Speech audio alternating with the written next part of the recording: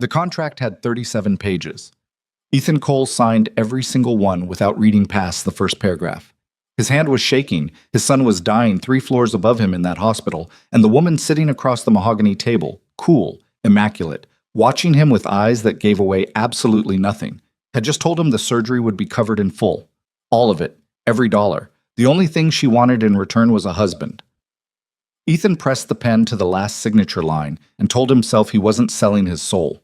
He was just borrowing against it. If this story already has you, hit that like button right now and drop a comment telling me what city you're watching from. I want to see exactly how far this story has traveled. Now let's get into it. The letter from Mercy General arrived on a Tuesday, which was already a bad day because Tuesdays were when the rent was due and Ethan was 11 days behind. He'd been standing at the kitchen counter eating cold leftover rice out of the pot. No bowl, no spoon, just a fork he'd rinsed in tap water, when he heard the mail slot clatter. He almost didn't go. He knew what most envelopes looked like lately. White, official, demanding something from him that he didn't have, but he went anyway because ignoring things hadn't been working out for him. The envelope from Mercy General was thicker than the others. He tore it open standing in the hallway in his socks and read the first line twice because his brain refused to process it on the first pass. Total outstanding balance, $284,700. Payment required within 60 days to maintain active treatment status. He put the letter down on the floor. Then he sat down next to it. The hallway was narrow, one of those old apartment hallways where you could touch both walls if you stretched your arms out, and he sat there with his back against the door and stared at the water stain on the ceiling that had been there since February, and he did the math he already knew the answer to. He had $412 in his checking account. He had a part-time job at a freight company that paid him $14.50 an hour and only called him in 3 days a week because they didn't want to give him benefits. He had a 7-year-old son named Noah who was on the 4th floor of Mercy General Hospital with a heart defect that had been misdiagnosed twice and was now, according to Dr. Reyes, progressing faster than we'd hoped. Dr. Reyes said a lot of things in that careful, measured voice that doctors use when they're trying not to say your child might die. Ethan had learned to translate. Progressing faster than we'd hoped meant they were running out of time. We need to discuss surgical options meant the surgery was the only option. I'd encourage you to look at all available resources meant she knew he was broke and was trying to be kind about it. He sat on that hallway floor for a long time. He'd tried everything that was supposed to work first. The hospital's financial assistance program had a 6-month backlog and required documentation he didn't have. Tax returns from a year when he'd been working under the table after losing his union job, pay stubs that didn't add up to enough anyway. He'd applied and been told, politely, to wait. He'd called his parents. His father had answered and listened for about 45 seconds before saying, "Ethan, you know we're on a fixed income," in that particular tone that meant the conversation was over. His mother had called back 20 minutes later and cried on the phone, which was worse somehow, because at least his father's coldness was clean. He'd looked into medical loans. The interest rates were predatory in a way that felt almost admirable in its shamelessness, 22, 26, 31%. He'd done the math on those too. Taking a loan to cover Noah's surgery would mean spending the next decade paying back an amount that grew faster than he could chase it. He'd thought about it for 3 days and then thought, Noah has to survive first before I can worry about debt. He'd applied for the loan anyway, been denied. His credit score had collapsed after the divorce, and the layoff had hit within 6 months of each other, and whatever the algorithm used to decide his worth had decided he had none. He'd sold everything that had any value.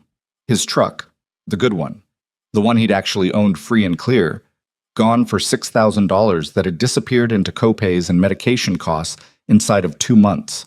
His guitar, his grandfather's watch, a collection of baseball cards he'd kept since he was 9 years old, stored in a shoebox under his bed, which a dealer on Craigslist had handed him $300 for while barely glancing at them. He was out of things to sell. He had started to understand, out of options entirely. The call came on a Thursday afternoon while he was sitting in Noah's hospital room watching his son sleep. Noah slept a lot now.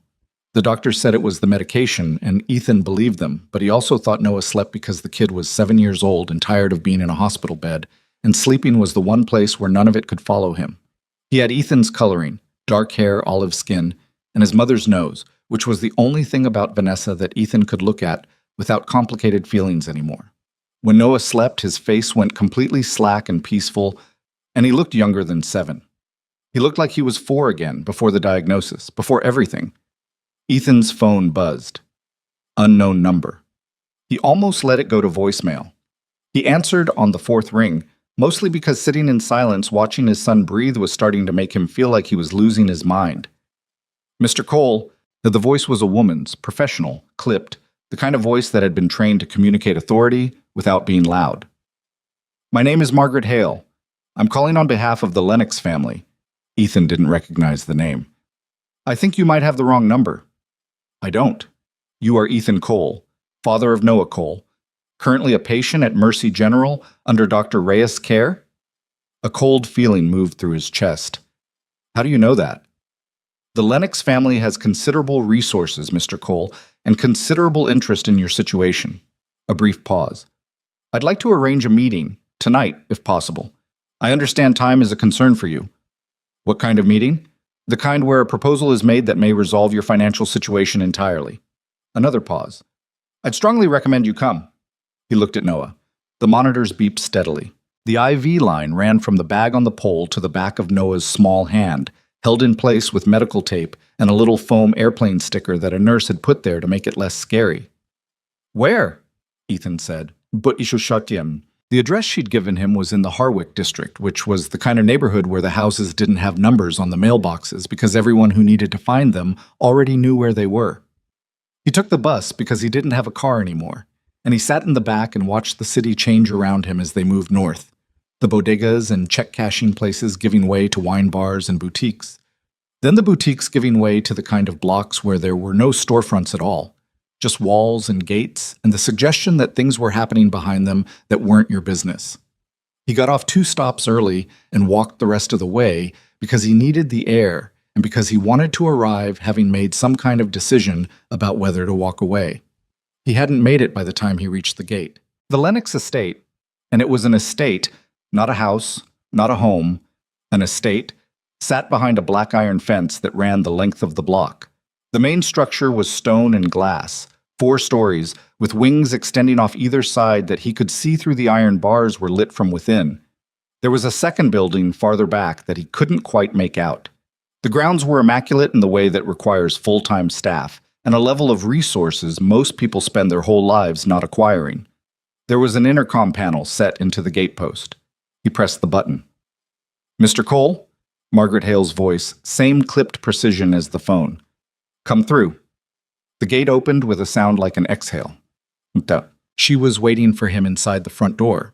Margaret Hale was perhaps 50, silver-haired, wearing a gray blazer that probably cost more than Ethan's monthly rent. She shook his hand without warmth and led him through a foyer that smelled like old money, polished wood, fresh flowers, a faint trace of something expensive he couldn't name. Thank you for coming, she said, in a tone that made clear she hadn't doubted he would. She brought him to a room that was clearly meant for exactly this kind of meeting. A sitting room, he supposed, though it looked more like a stage set. 2 chairs facing each other across a low table. A 3rd chair slightly to the side. Everything exactly placed. She gestured him to one of the facing chairs and sat across from him. The 3rd chair was empty. I'll be direct, she said, because I understand your situation doesn't leave a lot of room for extended conversation. Go ahead. The Lennox family needs a husband for their daughter, Sophia. She said it the way someone might say the Lennox family needs a new roof. Matter of fact, transactional. The arrangement would be contractual and temporary. 2 years. You would live at the estate, serve in the capacity of husband for social and legal purposes, and fulfill certain duties of care. Ethan stared at her. Duties of care. Sophia was in an accident 14 months ago. She has been... Margaret paused, choosing the word with some care. Recovering. She requires daily assistance and companionship. The family's staff handles medical requirements. What she requires is someone present, someone consistent. You're asking me to marry a stranger and move into this house. Yes? Because why me specifically? For the first time, something moved behind Margaret's composed expression. Not discomfort exactly. More like the recognition that she was going to have to say something that was true. Because you have leverage. You need something. Arrangements like this work better when both parties have something meaningful at stake. He thought about that. And what does Sophia get out of a husband she's never met? That's a matter between you and the family's attorneys. What concerns you is what you receive. She folded her hands. Noah Cole's surgery, all costs, including preoperative care, the procedure itself, postoperative recovery, and a 1-year follow-up plan, will be covered in full by the Lennox family. Additionally, you will receive a monthly living allowance for the duration of the contract and a settlement upon completion. The room was very quiet. In full, Ethan said. Every dollar. He thought about the letter on his hallway floor, the water stain on the ceiling, the baseball cards he'd sold for $300, Noah's small hand with the IV line and the foam airplane sticker. I want to meet her first, he said. Margaret's expression didn't change. That's not part of the... I'm not signing a contract to marry someone I've never seen. That's not negotiable. A silence. Then, I'll see what I can arrange. Cheb. They kept him waiting for 20 minutes in that sitting room. He didn't touch the water they'd put on the table. He sat and looked at the paintings on the walls. Large, abstract, the kind of art that's bought as a statement rather than because anyone likes it, and tried to think clearly about what he was doing. He kept arriving at the same place. Noah. Everything came back to Noah. When they finally opened the door at the far end of the room, it wasn't Margaret who came through it. It was a young woman in a wheelchair. She would have been striking even without the circumstances. Dark hair pulled back severely, bone structure that photographers would have paid attention to, dressed in a plain black top and dark trousers like she'd made a point of removing any invitation to be looked at. But what stopped Ethan cold was her face, which was turned slightly away from him even as she was wheeled into the room, as if she'd already decided not to fully arrive. The person pushing the wheelchair, an older woman in nurse's scrubs, positioned her a few feet away and then stepped back. For a moment, no one said anything. Sophia, Margaret said from somewhere behind Ethan, this is Mr. Cole. Sophia Lennox turned her head and looked at him. Her eyes were dark brown, close to black, and completely unreadable. She looked at him the way someone looks at a piece of furniture they've been told has been moved. Neutral assessment, no particular emotion, no welcome. Then she looked away again. She didn't speak. She understands everything you say, Margaret said quietly behind him. She simply chooses not to respond verbally at this time. At this time. Like it was a temporary operational status. Like she'd filed paperwork about it. Ethan looked at Sophia Lennox, at the rigid set of her shoulders, at the way her hands were folded in her lap with a precision that seemed controlled rather than natural. And he understood something without being able to articulate it. She was angry. Not at him specifically, just angry. At the room. At the arrangement. At whatever had put her in that chair and in this position and in front of a stranger who was being asked to pretend to be her husband. She was furious, and she was showing it by refusing to perform. He felt, unexpectedly, something almost like respect. I'm sorry about your accident, he said. She didn't look at him again, but he thought he saw something move in her jaw. A tightening. He looked at Margaret. I'll review the contract. The attorneys came the next morning. Ethan sat at his kitchen table, the same table where he ate cold rice and read bad mail and tried to hold himself together, and went through 37 pages with 2 lawyers he'd never met who worked for a firm he'd never heard of. He didn't have his own lawyer. He couldn't afford one. He read every line himself, slowly, pausing to ask questions that they answered with careful neutrality that told him everything was legally binding and nothing was up for negotiation. The terms were what Margaret had described. 2 years. Full coverage for Noah's surgery and aftercare. A monthly allowance of $3,000, which felt like a fortune to him and was probably rounding error to the Lennox family. A settlement of $40,000 upon completion of the contract in good standing. He would live at the estate. He would attend whatever family or social functions Sophia was expected to appear at. He would not discuss the arrangement publicly. There was a clause about Noah. He could bring his son to live at the estate once Noah was cleared by his medical team for discharge. There was provision for Noah's ongoing care costs through the 2-year period. That clause, that single paragraph about Noah, was what made him pick up the pen. His hand shook, but not enough to stop him. He told Noah that afternoon. He sat on the edge of the hospital bed, and Noah was awake and relatively alert, which the nurses said was a good sign, even though his color was still wrong and his energy was still wrong, and everything was still wrong. We're going to move for a while, Ethan said. Noah looked at him with those dark eyes that missed very little. Where? A house, a big one. He paused. There's a woman who lives there. Her name is Sophia. She had an accident and she's in a wheelchair right now. We're going to help take care of her. Noah thought about this. Is she nice? Ethan thought about those dark, controlled eyes and a face that was refusing to perform anything. I think she's going through a hard time. Like me? Maybe. Different. Okay, Noah said, with the easy acceptance that 7-year-olds sometimes managed and adults had mostly lost. Is there a yard? A big one. Okay, he said again, and settled back against his pillow, apparently satisfied. Ethan sat there a little longer than he needed to, just to feel that okay settle somewhere in his chest. He moved into the Lennox estate on a Saturday morning, which was 4 days after he'd signed the contract and 3 days before Noah's pre-surgical consultation. He brought 2 suitcases and a box of Noah's things: stuffed animals, books, the drawing tablet that had been Noah's last birthday present before everything went wrong. The housekeeper, a woman named Dora, who had the demeanor of someone who'd seen everything and commented on none of it, showed him to his room on the 2nd floor. It was larger than his entire apartment.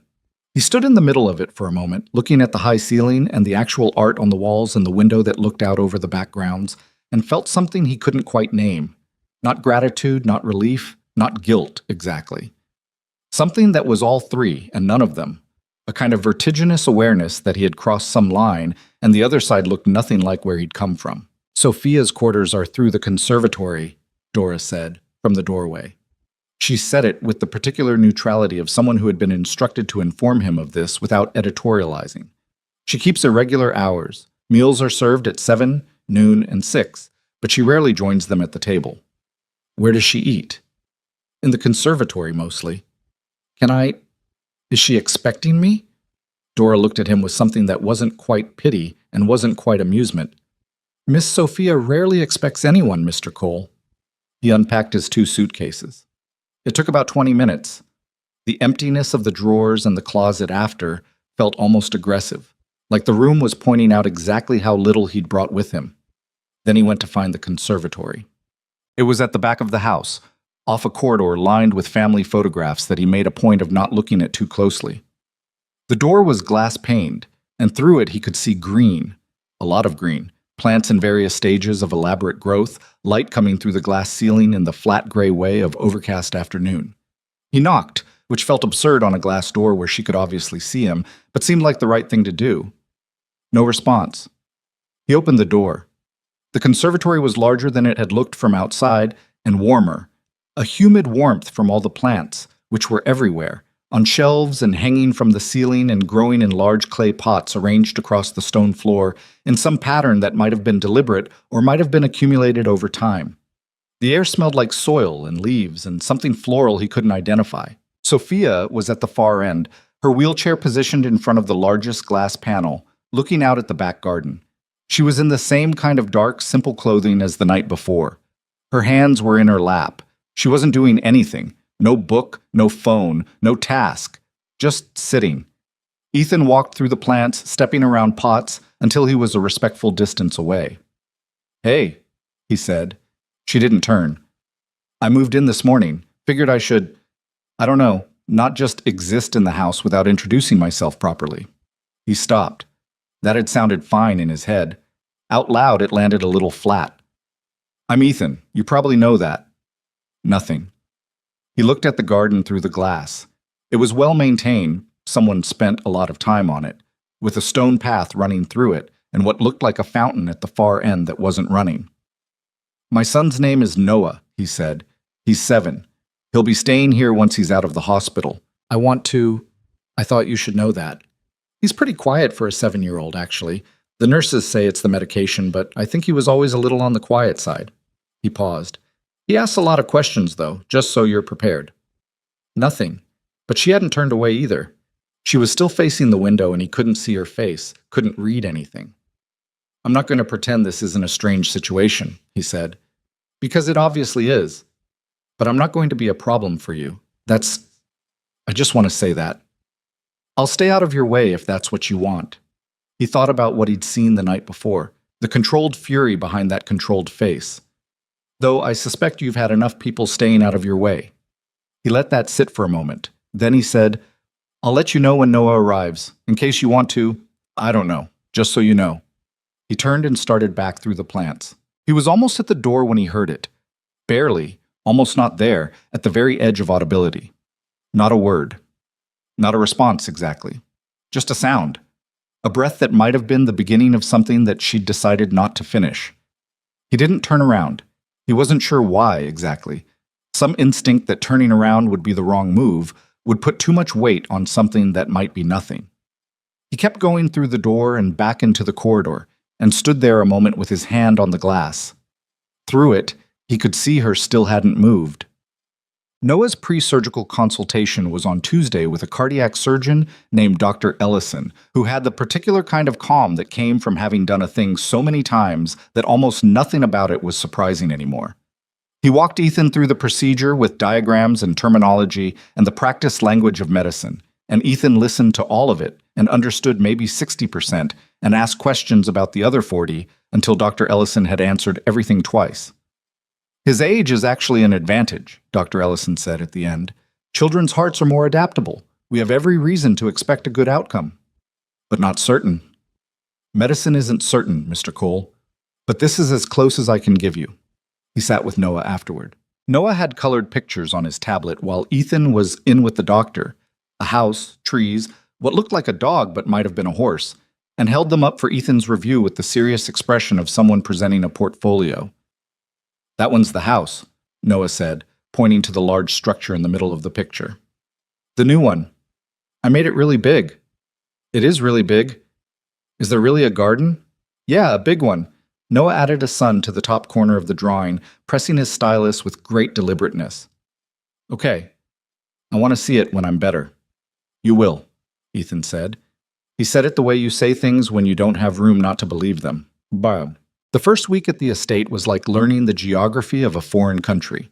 The staff were professional and largely invisible, appearing when needed and absent when not, communicating through Dora, who seemed to function as the household's central nervous system. There were rules that hadn't been written down, or if they were, no one had given him the document, that he learned through trial and error. Don't use the East Wing corridor after 9 because the floors were being treated. Leave breakfast dishes in the scullery, not the main kitchen. The landline in the study was for household business only. He learned the shape of Sophia's days by proximity. She was in the conservatory in the mornings, always. He could see the glass doors from the second-floor landing when he came down, and she was always already there, her wheelchair facing whatever light was available. She went to her rooms in the early afternoon, which he knew because he'd hear the slight mechanical sound of her chair in the corridor below. She returned to the conservatory later, after dinner, and stayed sometimes until very late. She didn't come to meals.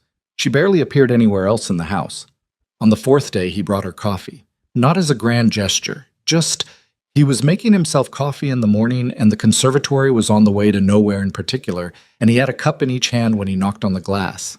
She was turned away from the door again, facing the window. He opened the door and crossed through the plants and set the second cup on the small table beside her wheelchair. He didn't say anything, just left it there and went back out. He didn't look back to see if she touched it. He did it again the next morning, and the next. On the 6th morning, when he came through the door, he found the previous day's cup had been moved, just slightly, a few inches from where he'd placed it, in a way that could have been the staff tidying or could have been her reaching for it at some point. There was no way to know. He set the fresh cup in the same spot and left. Noah's surgery was scheduled for 3 weeks out. Ethan had been given a car, part of the arrangement, a sensible sedan he hadn't asked for, and he drove to the hospital every morning and stayed until early evening, then came back to the estate for whatever meal Dora had arranged for him, then went back to that too-large room and slept imperfectly. He started bringing work with him to the hospital. Not his old freight company job. He'd quietly let that go because the estate allowance was enough and the schedule didn't work and he needed to be available. He started picking up freelance logistics work online, things he could do with a laptop and a phone while sitting in hospital waiting rooms and corridors. It didn't pay much, but it kept him from feeling like he was just waiting. He'd never been good at just waiting. On the 11th day, he came back to the estate later than usual.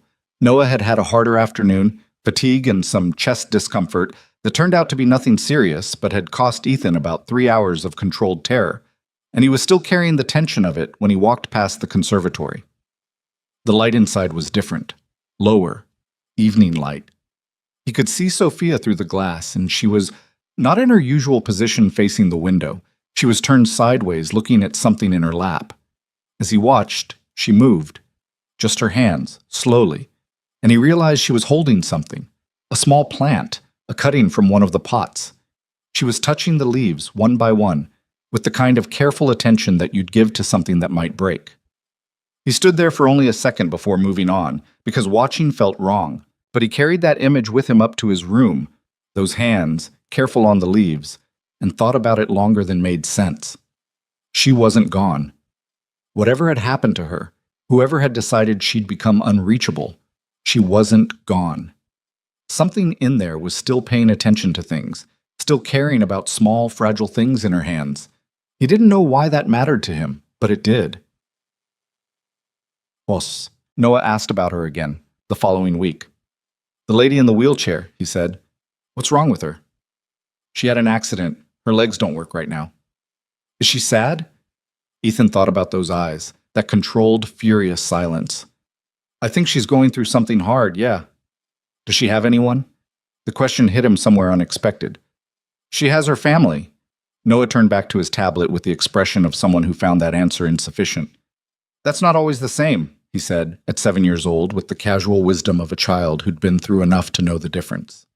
It was on the 16th day that the first real thing happened. Ethan had been in the estate's small library, mostly decorative, but there were actual books if you looked past the arrangements, when he heard Dora's voice in the hall, lower than usual, and then the sound of the wheelchair. He came out of the library in time to see Sophia's chair rounding the corner at the end of the corridor. She wasn't heading to the conservatory. She was heading toward the front of the house, toward the main staircase and the formal rooms beyond. He almost went back into the library.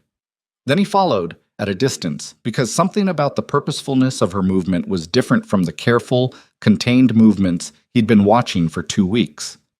She stopped at the entrance to the formal sitting room, the same one where he'd first seen her, where the lawyers had presented him with 37 pages of his life being reorganized. She sat in the doorway and looked into the room. From his position in the corridor, he could see her profile. He could see that her jaw was tight, and her hands were gripping the wheelchair arms in a way that was different from her usual careful positioning. He stayed where he was. After a minute, she turned her head and looked directly at him. He hadn't been quiet enough, or she'd known he was there all along. He didn't look away. Sorry, he said. I wasn't trying to... I'll go. She stared at him. He waited for the dismissal, the turned head, the return to silence. Instead, she held his gaze for what felt like a long time. And in those dark, unreadable eyes, he saw something shift.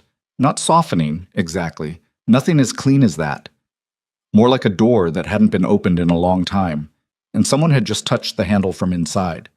Then she turned away from him and rolled her chair back down the corridor toward the conservatory, and he stood in the hallway alone. But that night, when he set the coffee cup on the table beside her chair, she reached out and took it before he'd even stepped back.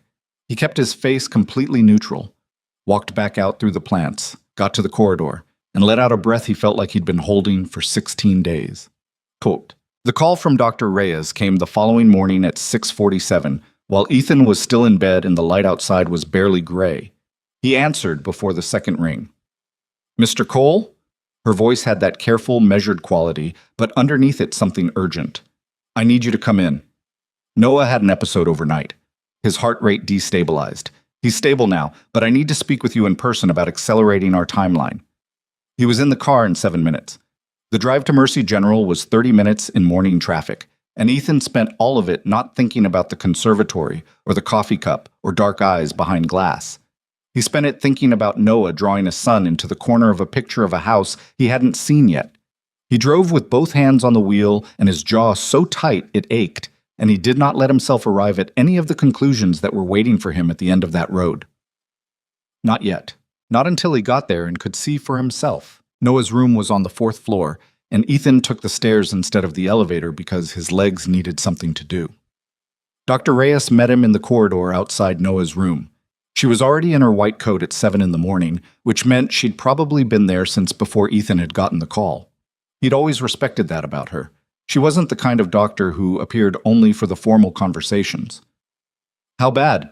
he said, before she could open with anything measured. She didn't flinch at the directness. The episode lasted about 4 minutes. His heart rate spiked and then dropped. The night team responded quickly and he stabilized without intervention. "He's sleeping now." She paused. "But it's a signal, Ethan. His heart is under more strain than the last round of imaging showed. We need to move the surgery up." "How far up?" "I want him on the table in 10 days. He absorbed that. 10 days ago had been the day he'd moved into the Lennox estate. 10 days from now felt like no time at all, and also like forever, in the way that all deadlines did when something irreversible waited at the end of them. "Okay," he said. "I know it's okay. Whatever he needs, do what you need to do." She looked at him with the particular expression of someone who was also seeing the person in front of them, not just the case file. "He's a strong kid, Ethan. I mean that." He nodded because speaking felt risky. Then he went in to see his son. Noah was asleep, just as she'd said, his chest rising and falling in the steady rhythm of the monitors. Someone had adjusted his blanket so it was tucked around him evenly, and his tablet was on the tray beside him, still open to whatever he'd been drawing before everything happened. Ethan sat in the chair beside the bed and put his hand near Noah's, not touching, just close. He sat that way for a long time. Outside the window, the city was waking up. He could hear the distant sound of traffic, the particular layered noise of a morning that was ordinary for everyone else in it. He stayed until Noah opened his eyes. "Hey, Dad?" His voice was small and still half asleep. "Hey, buddy?" Noah blinked at the ceiling for a moment. "Did something happen last night?" "Your heart had a rough patch. The doctors sorted it out." "It woke me up," Noah said, matter-of-factly. "It felt weird." Ethan kept his hand near Noah's and said nothing for a beat. "Did it scare you?" Noah thought about it with the deliberate honesty of a kid who hadn't learned to perform feelings yet. "A little, but then the nurse came and she let me have apple juice." "That's good." "She said I was brave." "You are." Noah turned his head to look at him. "Are you okay, Dad? You look like you didn't sleep." "I slept," Ethan said, which was technically true, even if 4 hours barely qualified. "You look like when you're trying not to be worried." He looked at his son, 7 years old, hooked to monitors, having just had a cardiac episode in the night, and currently asking if Ethan was okay, and felt something so large and complicated move through his chest that he had no name for it. "I'm good," he said. "I'm right here." Noah seemed to accept this. He turned back to the ceiling, then reached for his tablet. "I'm going to draw the garden," he announced. "The one at the house. I want to get it right before I see it." "You've never seen it." "I know. I'm going to imagine it and then see if I got it right." He said this with complete confidence, like it was a perfectly normal thing to do. That's how you figure out if you were paying attention to the right stuff. Ethan watched him open a new canvas and start making careful marks, and thought that Noah was, without question, a better person than he was. He always had been. He drove back to the estate in the late morning, after Noah had eaten breakfast and fallen back asleep, and Dr. Reyes had gone over the revised surgical schedule with a resident who wrote everything down twice. The drive felt longer than it had in the early morning panic. He had more room in his head now, and the things he'd been keeping out were moving back in. The numbers, the logistics, the fact that he'd have to call Dr. Ellison's office to move the pre-op consultations, that he'd need to arrange for someone at the hospital to have his contact information in 3 separate places so nothing got lost. He parked in the estate side lot and sat in the car for a minute, looking at the stone facade of the main house through the windshield. He'd been living here for over 2 weeks, and it still felt like someone else's house. Not in a bad way, exactly. More like he was always aware of it, the way you're aware of borrowed clothes. They fit fine, they just weren't yours. He went inside and almost ran into Dora in the entryway. "Mr. Cole?" she said, and then stopped, reading whatever was on his face with the competence of someone who'd spent decades managing a household full of difficult people. "Sit down. I'll bring you something." "I'm fine." "You look like you haven't eaten. Sit down." He sat at the kitchen table, the actual kitchen, not the formal dining room, and she put coffee and toast in front of him without ceremony, which was exactly right. He ate without tasting it, and told her about the surgery being moved up.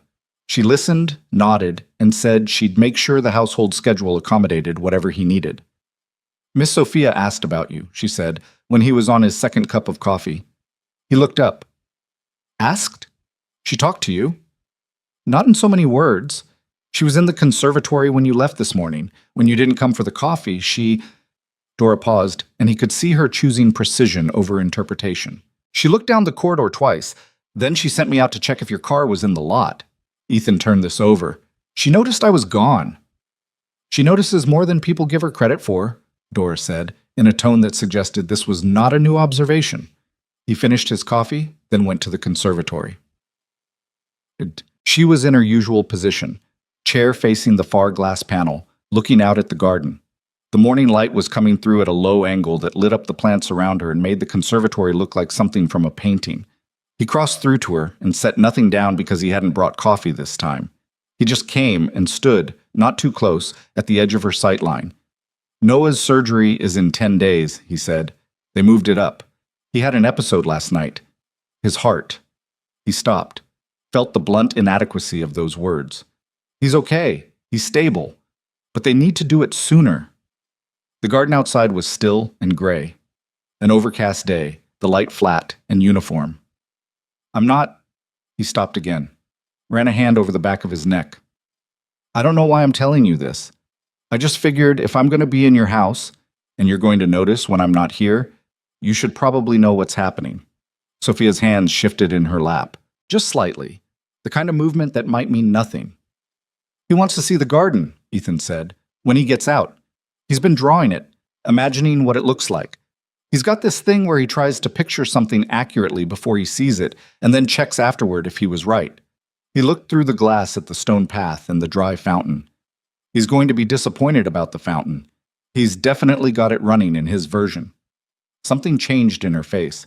He caught it only because he'd been watching carefully, not for what she'd show, but for the texture of what she was doing with her silence.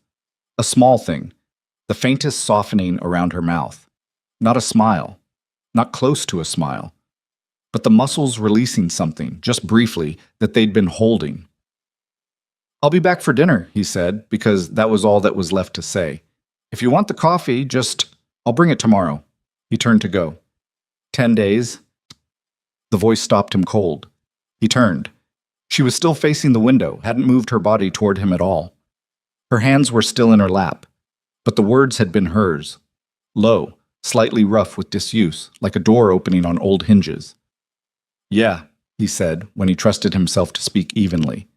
10 days. She didn't say anything else. He stood there for another second, then walked back through the plants and out the door, and didn't stop until he was in the corridor with the glass behind him. 2 words. 2 words after 2 weeks of nothing. He stood very still in the hallway and felt the weight of them. Shut. He didn't make a thing out of it. That felt important. Not to show up the next morning with some kind of changed energy, not to treat her words like a prize he'd won. He came to the conservatory the following morning with the coffee and set it down and said, "Morning?" in the same neutral tone he'd been using, and moved back out without waiting. He heard the cup shift on the table before the door closed behind him. In the afternoons, he went to the hospital. Noah was stable, eating more than he had been, and occupying himself with an elaborate ongoing drawing project that had evolved from the garden into something that appeared to be an entire neighborhood. He'd given each house a family and was now working on what he called the in-between places, the streets and sidewalks and corners where people passed each other without knowing it. "That's the lady," Noah said one afternoon, pointing to a small figure he'd drawn in a window of one of the houses. "Which lady?" "The one at the house. Sophia." He'd said her name without any particular weight, the way kids absorbed and deployed information. "I drew her looking out a window because you said she likes the garden." Ethan looked at the small figure, just a shape, really, a few deliberate lines that Noah had decided represented a person in a window. "How'd you know she likes the garden?" "Because you told me she's in the glass room a lot, and the glass room looks at the garden." He shrugged. "So she must like it." "That's pretty good reasoning." "I know." Noah added a detail to the window, a frame, something growing on the sill.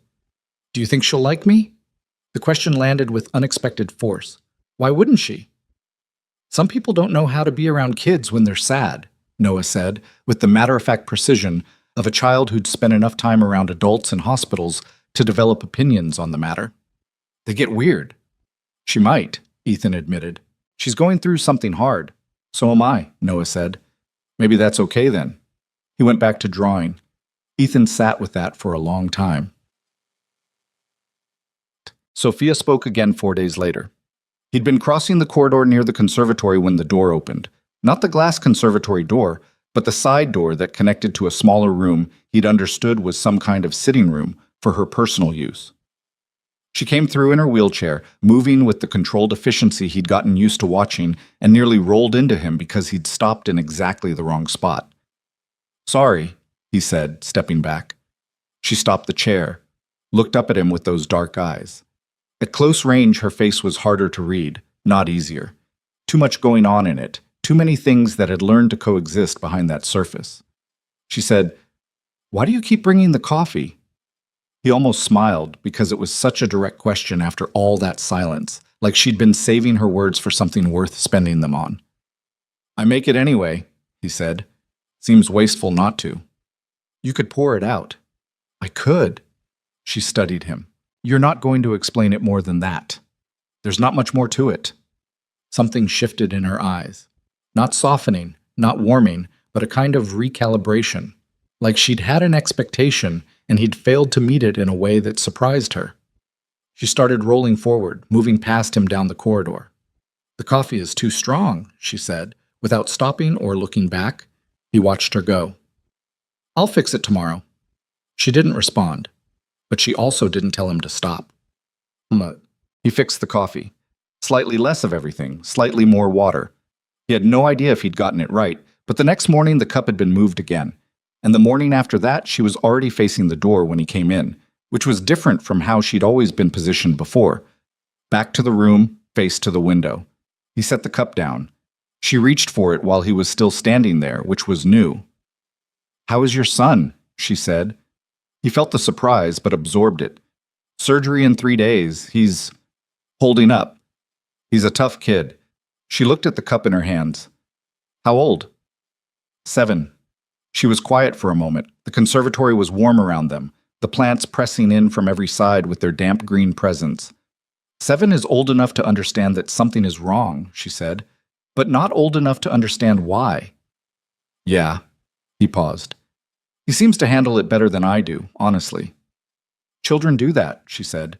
Not warmly, exactly, but with an authenticity that was different from the careful performance of sympathy. She meant it. They adapt. Adults decide how they're going to feel about something and then get stuck there. He looked at her. "Is that what happened to you?" The question came out before he'd fully decided to ask it, and he felt the immediate awareness that it might have been too much, too direct, too soon. She looked back at him with those dark eyes, and for a moment he thought the door was going to close again. That careful, controlled silence reassembling itself around her. But she said, "Something like that." Then she turned back to the window, and he understood the conversation was over. He left the conservatory and went to start his morning. The sentence stayed with him all day, something like that. It wasn't an answer, but it was something she'd decided he was allowed to have. The night before Noah's surgery, Ethan couldn't sleep. He was in his room at the estate, in that large bed that still felt borrowed, staring at the ceiling the way he'd stared at the water stain in his old apartment hallway, doing math he couldn't stop. The surgery was 8 hours. Dr. Ellison had said 8 hours, maybe less, probably not more. He would be in a waiting room for most of that time. He would have his phone and his laptop, and he would be unable to focus on anything except the fact that his son's chest would be open. At 2 in the morning, he got up and went downstairs because the ceiling wasn't doing anything useful. The house was quiet in a specific way, the particular silence of a large building at night, full of small sounds that became audible only because the larger ones were gone. The hum of appliances, a settling sound from somewhere deep in the walls, his own footsteps on the hallway floor. He went to the kitchen and stood in front of the refrigerator for a while without opening it, then went to the corridor that ran alongside the conservatory. The lights inside were low, not off, but dim, the way they sometimes were late at night. He could see through the glass panels. He expected to see the conservatory empty. Sophia was there. She was in the middle of the space, not in her usual spot by the window. She'd positioned herself near one of the larger plant groupings, a cluster of broadleaf things that came up to shoulder height. And she had her hands in among the leaves, not the careful one finger touching he'd seen before, but both hands, moving through the foliage in the slow, deliberate way of someone who found it steadying. He stood in the dark corridor and watched her and felt with some clarity that this was a private thing he wasn't supposed to see. Not private the way the lawyer's documents were private. Private the way a person is private when they think no one is looking. Unguarded, unperformed, just present in themselves. He started to move away. She turned her head and saw him through the glass. He stopped, made a small, useless gesture with his hand. Not a wave, more like an acknowledgement that he'd been caught. Then pointed down the corridor in the direction of the kitchen, miming making coffee. An offer. A ridiculous thing to mime through glass at 2 a.m. She looked at him for a moment, then she moved her chair toward the conservatory door. He went to make the coffee. She came into the kitchen 4 minutes later and positioned her chair at the end of the kitchen table, the position where you sit when you're not sure if you're staying. He set a cup in front of her, less strong than the original, adjusted the way she told him to, and sat down at the side of the table with his own. Neither of them said anything for a bit. The kitchen was warm and slightly too bright after the dark corridor. "Can't sleep," he said finally. It wasn't a question. "I rarely do," she said. "Because of the pain." She wrapped both hands around the cup. "Because when I sleep, I dream about walking, and then I wake up." He looked at his coffee. "That sounds awful." "It was worse at first," she said. She wasn't looking at him, was looking at the table, but she was talking, actually talking, with sentences that had weight in them, not the careful minimum of their other exchanges. "Now it's just there, like something that's always there when I wake up." "How long has it been?" 14 months. She said it without inflection, the way you say the number of steps in a staircase. "Since the accident. They told me you were recovering. That's what they tell people." The kitchen was quiet. He could hear the refrigerator again. Outside, some nightbird made a sound and then stopped. "My son is in surgery tomorrow," he said. "Today, I mean. In a few hours." "I know. I keep doing math in my head, like if I calculate the odds enough times I can change them." "Does it help?" "No." "Then stop doing it." He almost laughed. Not at her, but at the bluntness of it, the way she said it like the solution was obvious and he was being irrational, which he was. Yeah. She looked at him then properly from across the corner of the table. Her face was different in the kitchen light than it was in the conservatory. Less composed, or composed in a different way, like the particular performance she kept for daytime had been partly dismantled by the hour and the dark outside. "He'll be all right," she said. "You don't know that." "No, but I'm saying it anyway." A pause. "Sometimes that's what you need. Not the odds. Just someone saying it." He looked at her. Dark eyes. The set of her jaw that was always slightly tight, always slightly braced. The hands around the cup that gripped a little too hard, the way his own hands did when he was holding on to something. "Thank you," he said. She gave a small, barely there nod. Then she looked back at the table, and they sat there in the too bright kitchen until the coffee was cold, and neither of them filled the silence with anything unnecessary. He was at the hospital by 6:15. They took Noah into pre-op at 7:40, and Ethan walked alongside the gurney for as far as they'd let him, which was to the double doors at the end of the pre-op corridor. Noah was groggy from the medication they'd already started, but awake enough to grip Ethan's hand. "Dad?" "Right here."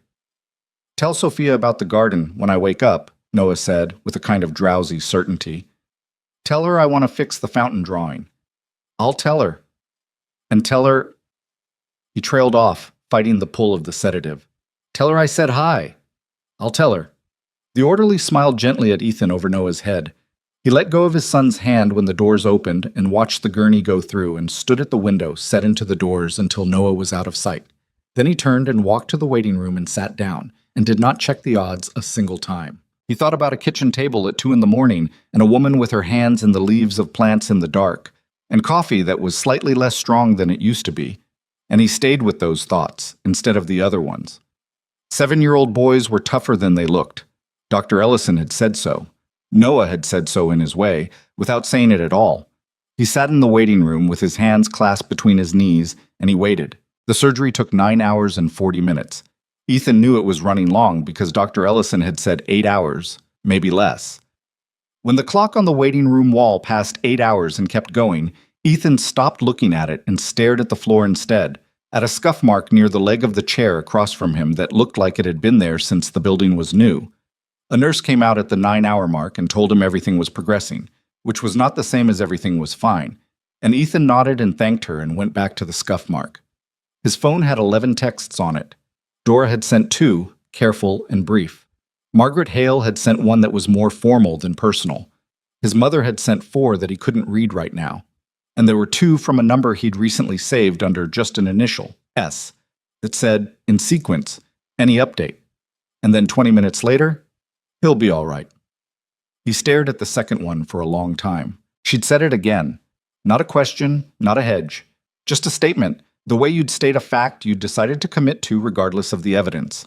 He typed back, still in, going long, then sat with the phone in his hand and waited. When Dr. Ellison finally came through the double doors at 9 hours and 40 minutes, Ethan was on his feet before the surgeon had crossed half the distance between them.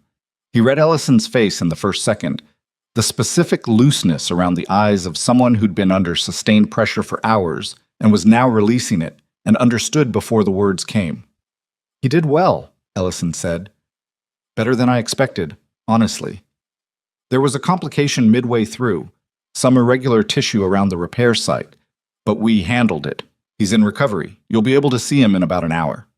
Ethan put his hand on the wall beside him, just for a second. Not because he was falling, just because he needed something solid. Thank you, he said. His voice came out rougher than intended. Ellison put a hand briefly on his shoulder, the kind of contact that surgeons learn to deploy precisely, neither too much nor too little, and then excused himself. Ethan stood at the wall for another moment, then went and sat back down and typed to the S in his contacts. He's out. He did well. The response came in under a minute. Just, good. One word. But he sat with it like it weighed something. Post. Noah spent 4 days in the ICU and then moved to a regular room, which Dr. Reyes described as ahead of schedule in a way that told Ethan she was genuinely pleased rather than just managing his expectations.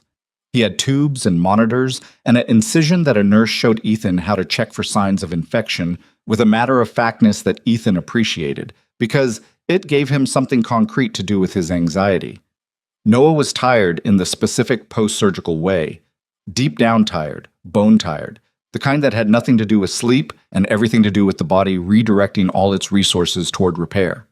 He slept most of the first 2 days and was awake in stretches of 1 or 2 hours that he mostly spent asking questions. Did you tell her? He asked on the second day. His voice was thin from the intubation, but the directness was still intact. Tell who what? Sophia, about the fountain drawing. He said it like Ethan might have forgotten, which was fair, given that Ethan had been operating in a state of barely contained crisis for 4 days. Not yet. I'll tell her. Tell her I'm working on a better version. I think I had the shape wrong. He gestured at his tablet on the tray, which he'd had Ethan bring from the estate but hadn't yet opened. I want to get it right before I give it to her. Ethan looked at his son. You're going to give it to her? As a present, when I come home. He said home without any visible awareness of what that word meant in this context, and Ethan let it go, because Noah was right. It had become home in some way neither of them had planned. She'll like that, Ethan said, and believed it, which surprised him slightly. He drove back to the estate each evening, slept, drove back to the hospital each morning. The rhythm of it was exhausting and also steadying in the way that routines became when everything else was uncertain. On the third evening, he found Sophia in a different part of the estate than he expected. Not the conservatory, not her rooms, but the small study at the end of the east wing that he'd been told was rarely used. The door was open and she was inside, her chair positioned before the large desk, and she had papers in front of her. When he knocked on the open door, she looked up, and something crossed her face that might have been caught off guard, which was not an expression he'd seen on her before. Sorry, he said reflexively. Dora said, I was looking for the household schedule, for when Noah comes home, the medical setup. It's on the desk in the main study, she said. Second drawer. Okay. He started to pull back. He's doing well, she said. He stopped. Yeah, ahead of schedule, they're saying. She nodded. She had the particular stillness that he'd come to understand was her version of attention. Not absence, but a kind of gathered focus that she turned on things she actually cared about. What are you doing? He asked, because the papers in front of her had clearly been something she was actively working on, and the question came out before he'd decided whether to ask it. She looked at the papers. Reading, she said, which was technically an answer. Okay. Documents, she said after a beat. Legal things. She seemed to make some small internal decision because her posture shifted almost imperceptibly, a degree of opening. My brother's. He didn't know she had a brother. That information wasn't in anything Margaret Hale had presented to him, wasn't in any of the careful briefings about Sophia's condition and care and history. I didn't know you had a brother. No one talks about him, she said. The sentence was flat and precise in a way that told him exactly what that meant. His name is Daniel. He's 3 years older than me. He came in a little further, not all the way to the desk, but past the doorway. What happened? She looked at the papers for a moment, then, what do you know about my accident? That you were in one, that you've been recovering, that's essentially it. She seemed to consider this. They told you I was in a car accident. They implied it. There was a car accident, she said, 18 months ago. Daniel was driving. There was another car involved, a driver named Marcus Webb who had been drinking. She kept her voice even, the way people keep their voices even when the content underneath is the opposite of even. Mr. Webb died at the scene. I'm sorry. The official report says the accident was Mr. Webb's fault. Impaired driver crossed the center line. A pause. That's not exactly what happened. The study was quiet around them. Outside, the evening light was going gray. What happened? He said. She looked up at him. Those dark eyes, measuring something. Daniel had been drinking too. Not as much as Webb, but enough. The family's lawyers spent 3 weeks making sure that part didn't appear in the final record. He absorbed this. And you were in the car with him. I was in the car with him. Her hands were on the papers, pressing them flat against the desk in the way she pressed things when the feeling got close. I knew he'd been drinking. I told him I'd call a car.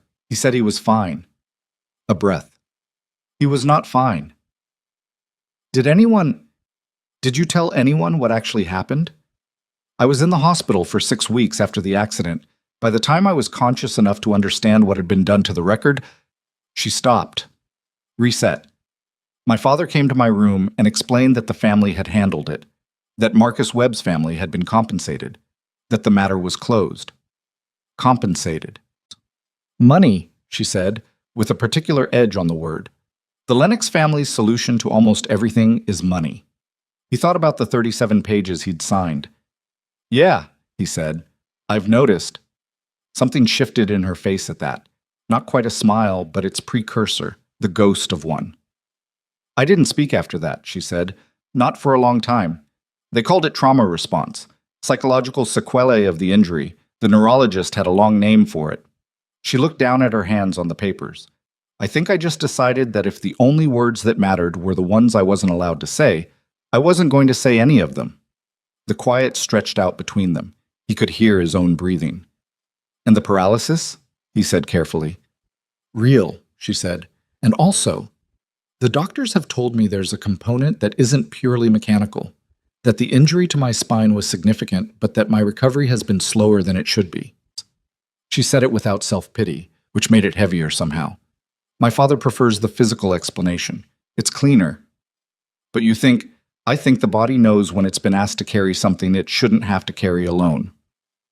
He stood in the doorway of that study and looked at this woman who had spent 14 months in a wheelchair in a glass room full of plants, not speaking, not performing, and he understood something that hadn't been in any of the briefings. She wasn't broken. She was refusing. There was a difference, and it was enormous. Why are you reading his documents now? He said. She looked back at the papers. Because your son is going to come home soon, she said, and I've been thinking about what I want this house to be when he does. He didn't fully understand that answer, but he let it sit. Okay, he said. The main study, she said. Second drawer. He went and found the household schedule. Noah came home on a Wednesday, 18 days after the surgery. Home. Ethan was still adjusting to that word. He'd arranged Noah's room on the second floor, across the hall from his own, close enough that he could hear if anything happened in the night, with the stuffed animals, and the drawing tablet, and the books. And he'd put a small lamp on the desk that Noah could leave on if he needed it, because Noah had gone through a phase of not wanting to be in the dark, and Ethan wasn't sure if that phase was over. Dora had put fresh flowers on the windowsill, which Ethan hadn't asked her to do and was grateful for. He drove to the hospital alone and came back with Noah in the passenger seat. Noah's seat reclined slightly because the incision was still uncomfortable, Noah wearing the oversized sweatshirt he'd requested specifically because it was soft. He fell asleep before they'd gotten off the hospital's block. Ethan drove carefully, more carefully than he normally did, aware of every bump and break in a way he hadn't been since Noah was a newborn, and he'd driven home from the hospital at 35 miles an hour, with Vanessa sitting in the back seat next to the infant carrier, both of them barely breathing. He parked in the estate's side lot and sat for a second looking at the stone building while Noah slept beside him. Then Noah opened his eyes, the way he always did. Not groggy, just suddenly present, like sleep was a switch. He looked at the building through the windshield. "It's bigger than I drew it," he said. "I told you." "I still got some things right." He sat up carefully, wincing, but dismissing the wince before Ethan could say anything about it. "Is the garden in the back?" "Yeah?" "Okay." He unbuckled his seatbelt with the particular deliberateness of someone managing pain without wanting to make it a production. "I want to see it. Not now. Tomorrow, maybe." "Tomorrow," Ethan agreed. He helped Noah out of the car and through the entrance, and Dora met them in the foyer with a quiet efficiency that somehow communicated both welcome and the understanding that nobody needed a fuss made. She showed Noah his room, which Noah examined with serious attention, going to the window, checking the desk, identifying the lamp, and Noah said, "The flowers are good," with the evaluative tone of someone making a formal assessment. "They're from Dora," Ethan said. Noah looked at her. "Thank you." Dora said, "Of course," with a warmth that Ethan hadn't heard from her before, and he realized that Noah had probably gotten further with her in 40 seconds than he had in a month. The meeting with Sophia happened the next afternoon. It wasn't arranged. Ethan hadn't set it up or prepared Noah for it beyond the basics, because he didn't know how to prepare a 7-year-old for a woman who mostly didn't speak and was working through something that didn't have a clean name. He'd told Noah she was private, that she'd been through something hard, that you didn't need to fill silence just because it was there. Noah had said, "I know," in the tone he used when adults told him things he'd already figured out. It happened in the conservatory. Ethan had brought Noah there in the mid-afternoon to show him the garden through the glass because Noah had specifically requested to see it before going outside. Something about wanting the full picture first. They came through the door and through the plants, and Sophia was in her usual place by the far panel, except that she'd turned her chair slightly, which she'd started doing more lately, a degree or two away from the straight window-facing position. She saw them when they were halfway through the room. Her face did a thing Ethan had learned to watch for, the slight tensing, the reassembling of the controlled surface, but underneath it something else moved that he hadn't quite seen before. Noah looked at her. She looked at Noah. Noah said, "Hi, I'm Noah. My dad says you like the garden." A silence. Ethan held himself very still. "I do," Sophia said. Noah seemed satisfied with this. He turned to look out the glass at the garden below. The stone path, the bare fountain, the careful planting that someone maintained with evident care. He studied it for a long time with the focused attention he brought to things he'd been anticipating. "The fountain's not running," he said. "No," she said. "It hasn't been." "How come?" A pause. "It broke. About a year ago." Noah nodded. He kept looking at the garden. "I drew it wrong," he said. "I had the path going the other way." He didn't seem particularly bothered by this. "I got the fountain right, though. The shape." Ethan looked at Sophia. She was looking at Noah with an expression he'd never seen on her before. Not the dark, measured wariness she used for most things.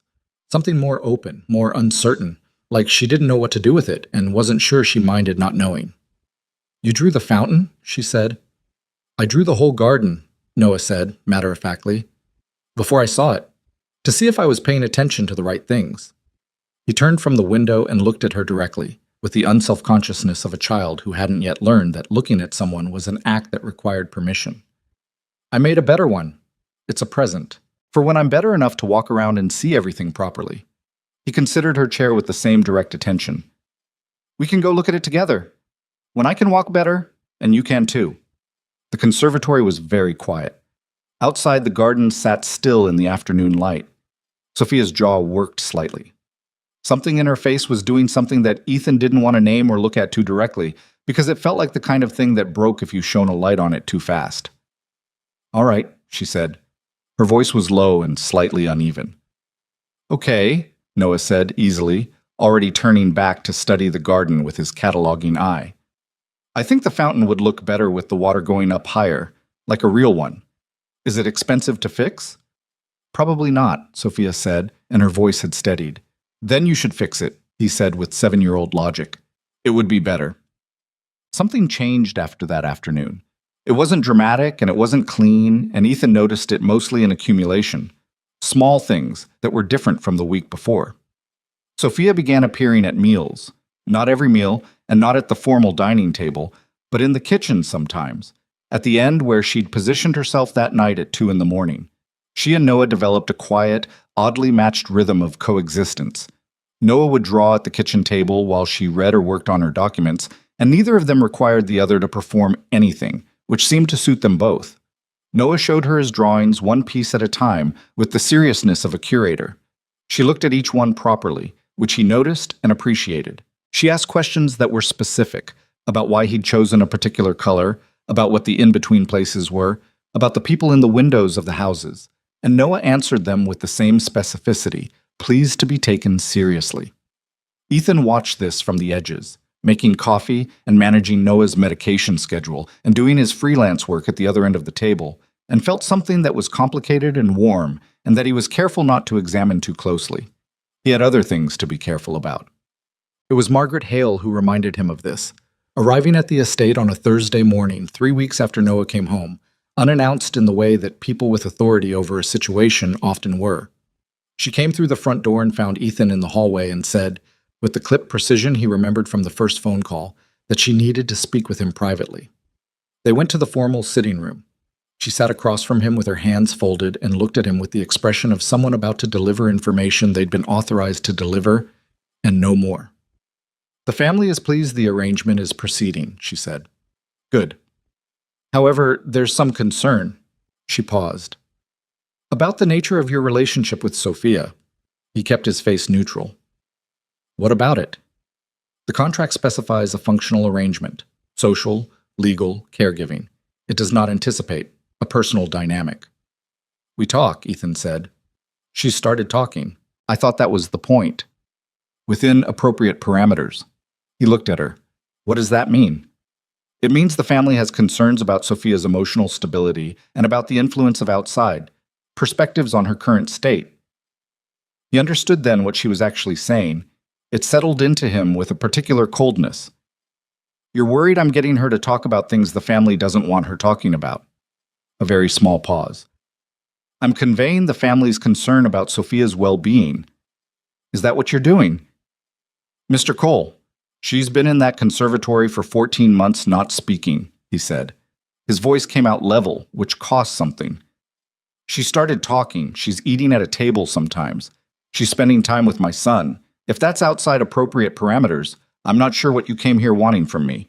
Margaret Hale looked at him with the composure of someone who had anticipated this response. The family simply wants to ensure that Sophia's communications remain considered. You want her to stay quiet. We want her to be well. Right.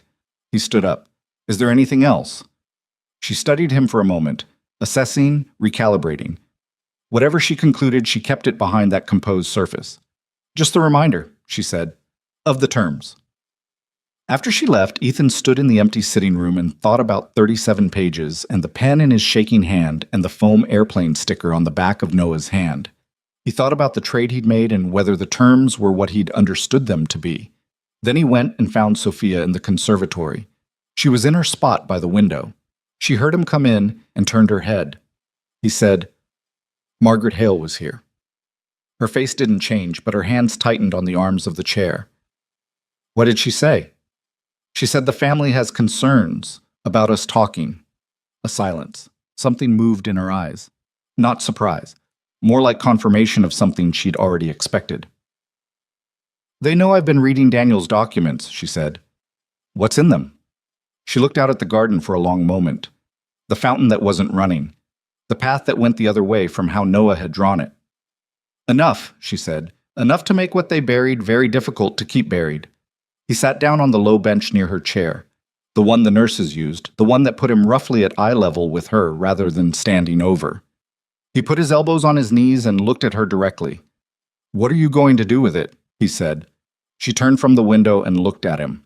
The afternoon light came through the glass and hit the side of her face and made her look for a moment, like something that had been under pressure for a very long time and was deciding right now whether to hold or to give. I don't know yet, she said, but I've been thinking that I'm tired of carrying things that aren't mine to carry. He held her gaze. Then don't. It's not simple. No, but you know what the right thing is. She looked at him for a long time. You don't know what it will cost. I know what it costs to do nothing, he said. That's the one I've seen up close. The conservatory held them in its warm green quiet. Outside, the afternoon was going toward evening, the light shifting from flat to gold. And somewhere in the house, Noah was drawing something he hadn't seen yet, getting the shape of things right before he went out to check.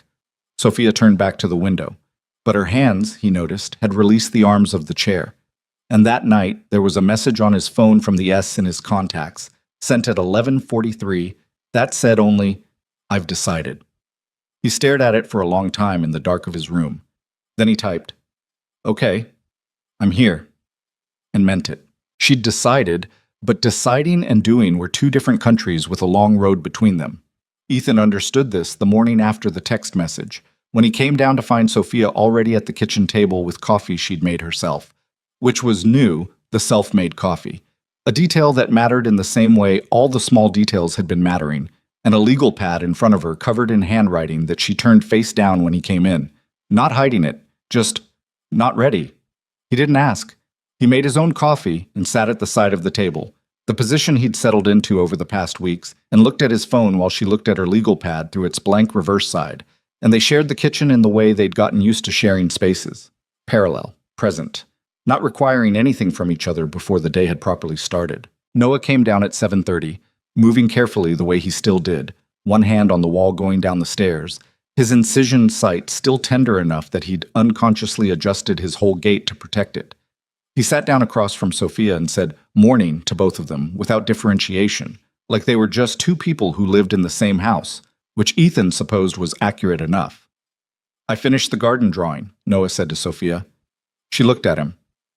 The corrected version? Yeah, with the path going the right way. He had the tablet under his arm, tucked carefully. I want to wait until we go outside together to give it to you, so you can check it against the real one. Sophia looked at him for a moment. All right, she said. It might be next week, Noah said. My doctor said maybe next week I can go outside for a little while. He said this with the practical patience of someone who'd been told a lot of maybe next weeks and had learned to hold them lightly. Next week, Sophia said, like she was marking it somewhere.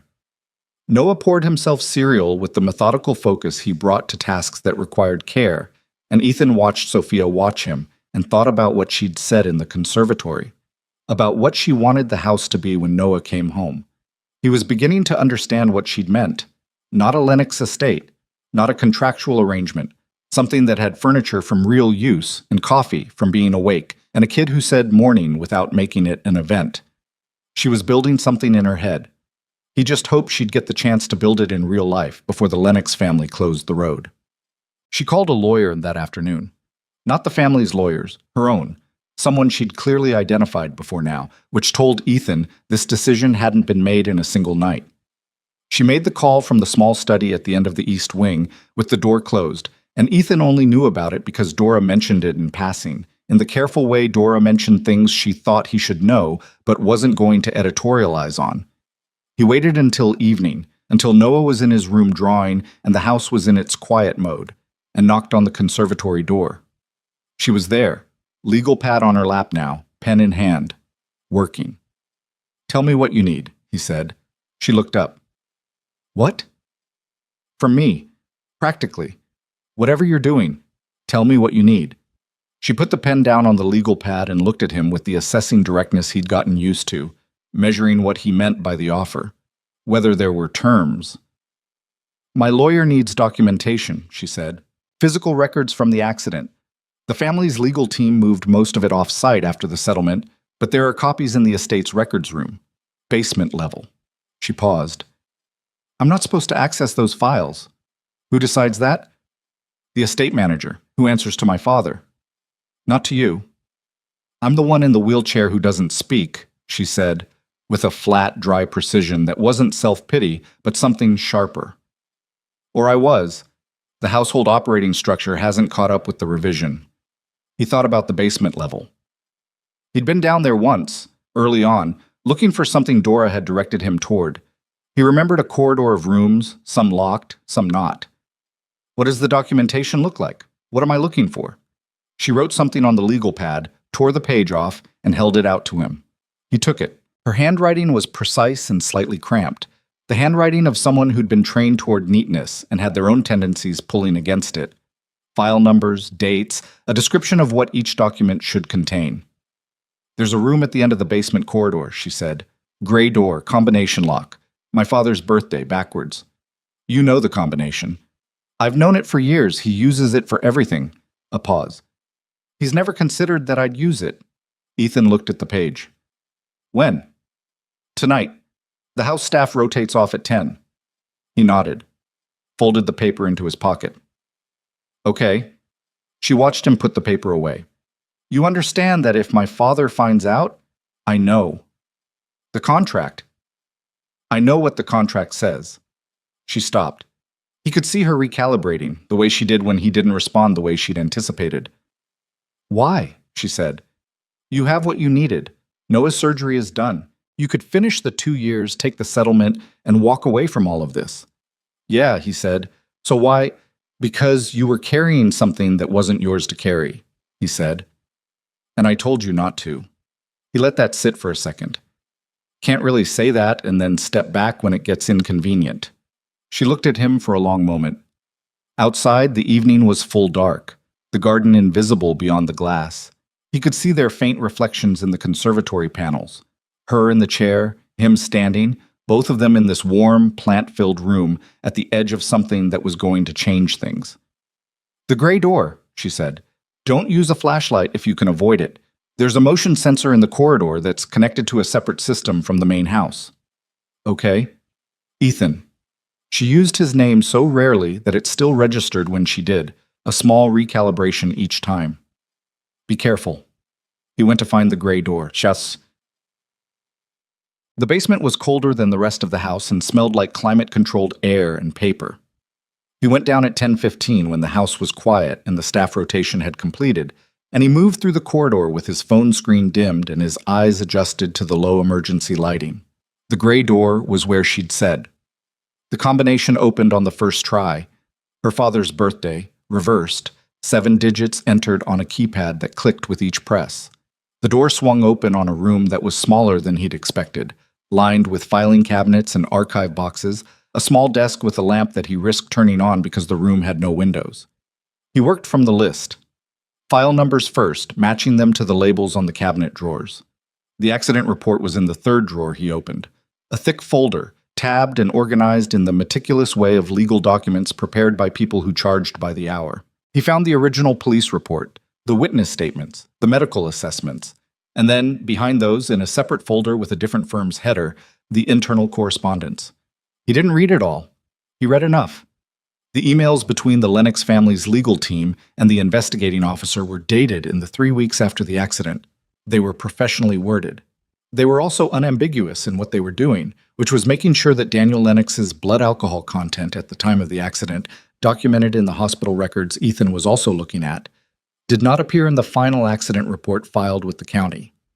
Marcus Webb's family had received a settlement of $800,000, paid through a trust that had no visible connection to the Lennox name, in exchange for a non-disclosure agreement that had been presented to them while they were still in the acute stage of grief. Ethan stood in that basement room with those papers in his hands and felt a very specific kind of anger. Not hot, not explosive. The cold, settled kind. The kind that understood exactly what it was looking at and was not surprised and was furious anyway. He photographed everything with his phone, replaced it all exactly as he'd found it, cabinet by cabinet. Turned off the desk lamp. Pulled the gray door shut behind him and heard the lock re-engage. Walked back up through the cold corridor and the dark house to where Sophia was waiting. She went through the photographs on his phone methodically, enlarged on screen, her face doing the same contained thing it always did when the content was significant. He sat across from her in the study and let her work through it without interrupting. When she put the phone down, she sat for a moment with her hands flat on the desk. "That's enough," she said. "To do what you want to do? To do what needs to be done." She looked up at him. Something in her face had clarified. Not lightened, not relieved, but clarified. The way a sky clarifies after pressure systems move through. Marcus Webb had a daughter. She was 11 when he died. She's 13 now. She said this like she'd been keeping it, carrying it. "I want to know that she has the full truth, not just the money. Your family will fight it." "Yes." Not a question, not hesitation, just, "Yes, they will." "It'll cost you." "Everything has already cost me something," she said. "I'm tired of paying for things I didn't buy." He nodded. "What's next?" "My lawyer files a motion on Monday, formally requesting access to the original investigative materials. The family will be notified and they'll respond, probably by Tuesday." She picked up her pen. "My father will come here." "Let him." She looked at him across the desk. "You don't know my father." "No, but I've met Margaret Hale and I've signed 37 pages of his family's paperwork, so I've got a working sense of how he operates." He leaned forward. "Do you want me in the room when he comes?" She was quiet for a moment. "Yes," she said. "I think I do." Richard Lennox arrived on Wednesday afternoon. He was 64 years old and carried himself in the way of men who'd spent decades in rooms where their arrival mattered, which was to say, he moved through space like it owed him something. He was silver-haired, composed, and had the particular kind of handsomeness that came from never having been short of anything. Ethan had been told he was coming via a text from Margaret at 11 that morning. He'd told Noah there was going to be a meeting, and Noah, who had learned the shape of adult difficulties, had said okay and taken his tablet to his room without being asked. Ethan was in the front hall when Richard Lennox came through the door. They looked at each other for a moment with the mutual assessment of people who'd heard about each other and were now calibrating the distance between that and the reality. "Mr. Cole," Richard said. He didn't extend a hand. "Mr. Lennox." Richard moved past him into the formal sitting room with the ease of a man walking into his own house, which it technically was. He sat without being invited. Ethan sat across from him. "Where's Sophia?" Richard said. "She'll be here in a minute." Richard looked around the room. His eyes moved to the doorway down the hall with the reading quality of someone cataloging information. "I understand she's been more active lately." "She has. I understand you've been involved in that." "We live in the same house," Ethan said. "It'd be hard not to be involved." Richard looked at him with the patience of someone who had a very large hand and was deciding when to show it. "The arrangement was for companionship and care, Mr. Cole, not for encouragement in certain directions." "She started talking," Ethan said. "I thought that was a good thing." "It's a complicated thing. Only if there are things you don't want said." The air in the room shifted. Richard's composure didn't crack. It was too practiced for that. But it compressed, tightened around the edges. He looked at Ethan with a new quality of attention, the kind you give something you've decided is a problem. Then the door from the corridor opened and Sophia came in. She wheeled herself to a position that wasn't beside Ethan and wasn't across from her father, but somewhere that placed her at a point of her own. A slight physical assertion of independence in a room that her father had been trying to reorganize in his favor from the moment he walked in. She looked at him without any of the expressions a daughter might produce for a father. Just direct. Level. The same eyes she'd turned on Ethan that first night, measuring, contained, not willing to perform. "Richard," she said. Not dad, not father, just the name. He absorbed this. "Sophia, you look well." "I look the same." "Your lawyer has filed a motion." "Yes. I'd like to understand what you think you're accomplishing." She held his gaze. "I think I'm accomplishing the truth." Richard leaned forward slightly. The truth, he repeated, in the tone of someone who found the word imprecise. The truth is that a man who had been drinking crossed a center line and caused an accident that injured you and killed him. That's the truth. Part of it, Sophia said. The part that matters legally. The part that was made to matter legally, she said. There's a difference. Sophia. His voice shifted, not louder, but denser. The voice used on people who were expected to fold. Do you understand what you'll be doing to the family, to Daniel? Daniel made a choice, she said. He drove when he shouldn't have. A man died. His daughter grew up without a father. She kept her voice level with a visible effort. The family made a choice to bury that. I was in a hospital bed and I couldn't stop it. I'm not in a hospital bed now. You're in a wheelchair, Richard said, and the words landed like something calculated. The room went quiet. Ethan felt his jaw tighten and stayed still, because this wasn't his moment to move. Sophia looked at her father. Her hands were on the arms of the chair, not gripping them, which was different from before.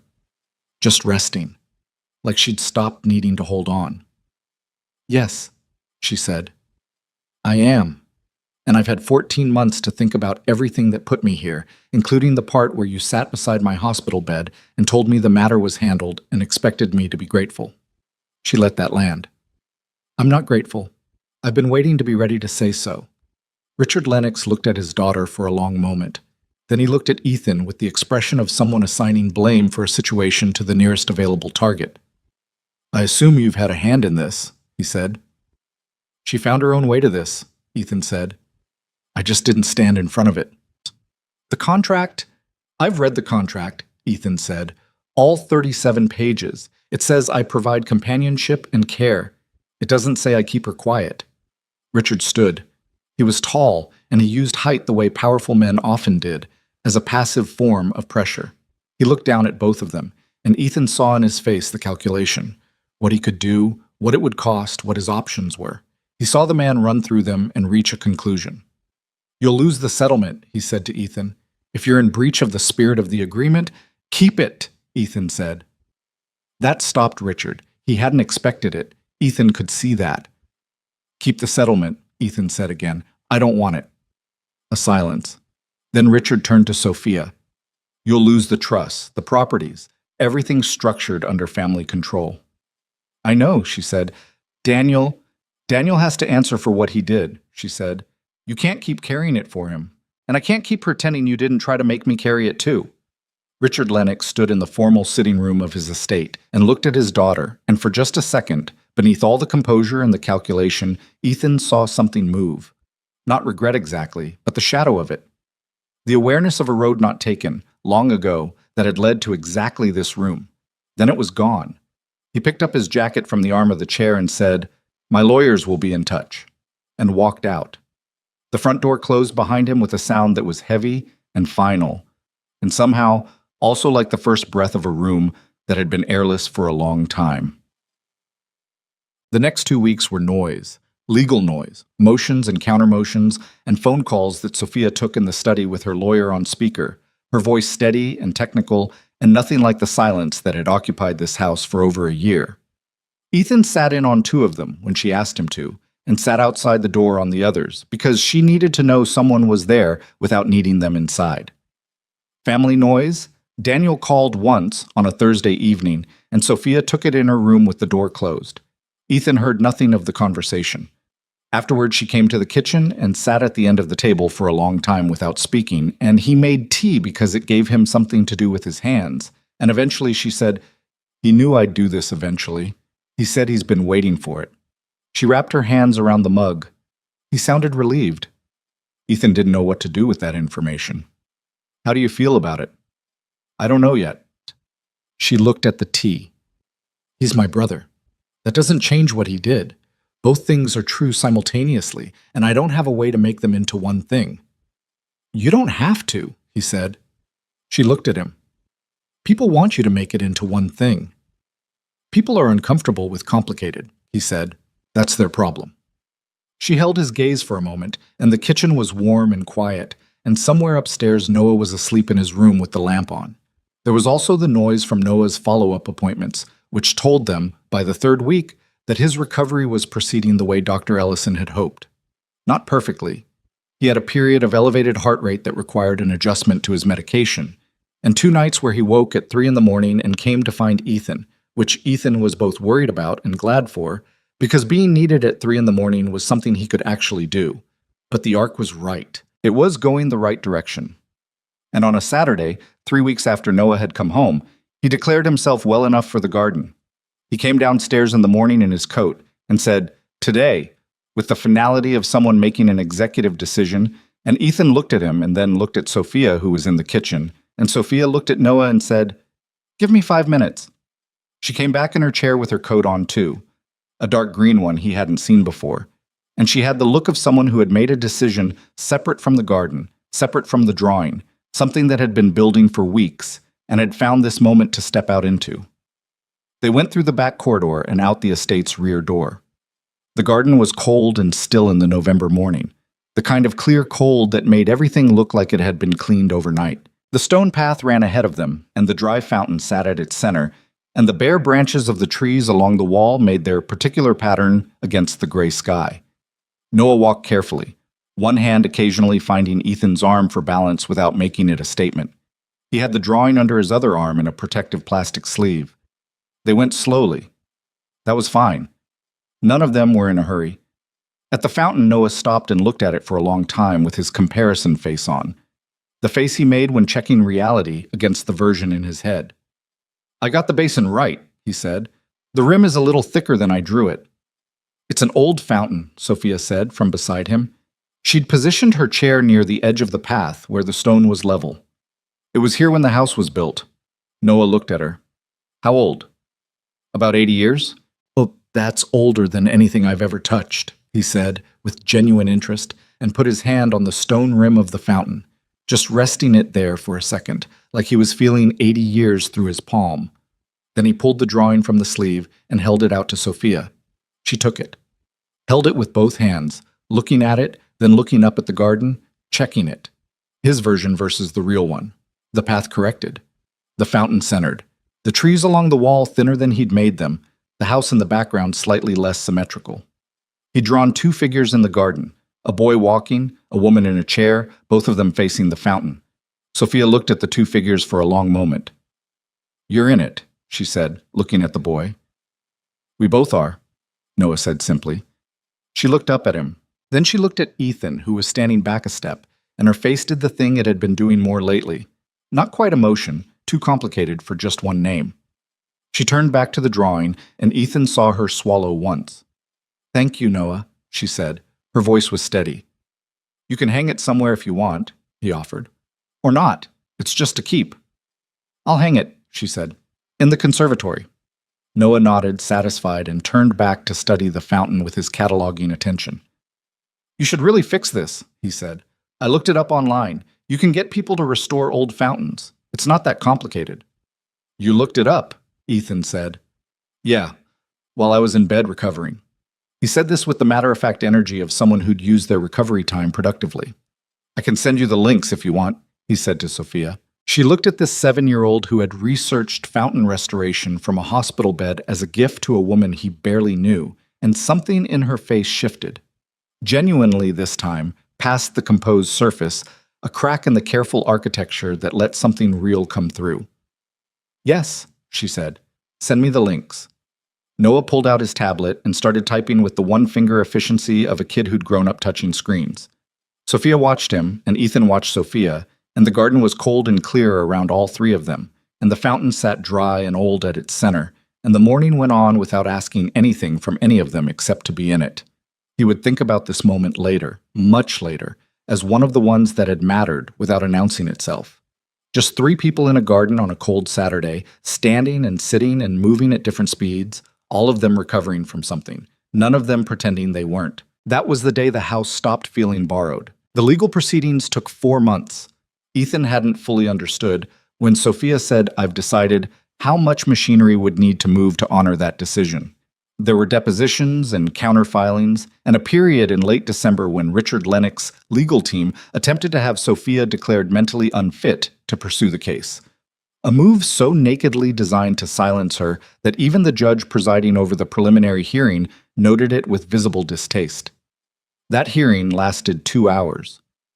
Sophia sat in the witness area in her wheelchair and answered every question from her father's lawyers with the particular composure of someone who had spent 14 months preparing to not be undone by the thing trying to undo her. Ethan sat in the gallery for that hearing. He'd offered to stay home. It was her proceeding, her family, her truth to tell. And she'd said, in the tone she used for things she'd decided, "Come." So he'd come. He sat behind the bar and watched her field questions designed to make her seem unstable, fragile, confused, emotionally compromised by her accident and her isolation, and whatever they could assemble into a picture of a woman who couldn't be trusted with her own testimony. She answered in sentences that were precise and complete, and occasionally so direct that the questioning attorney had to pause and recalibrate. At one point, the attorney asked if she could explain why. After 14 months of what her own medical records described as selective mutism, she had suddenly recovered the ability to testify.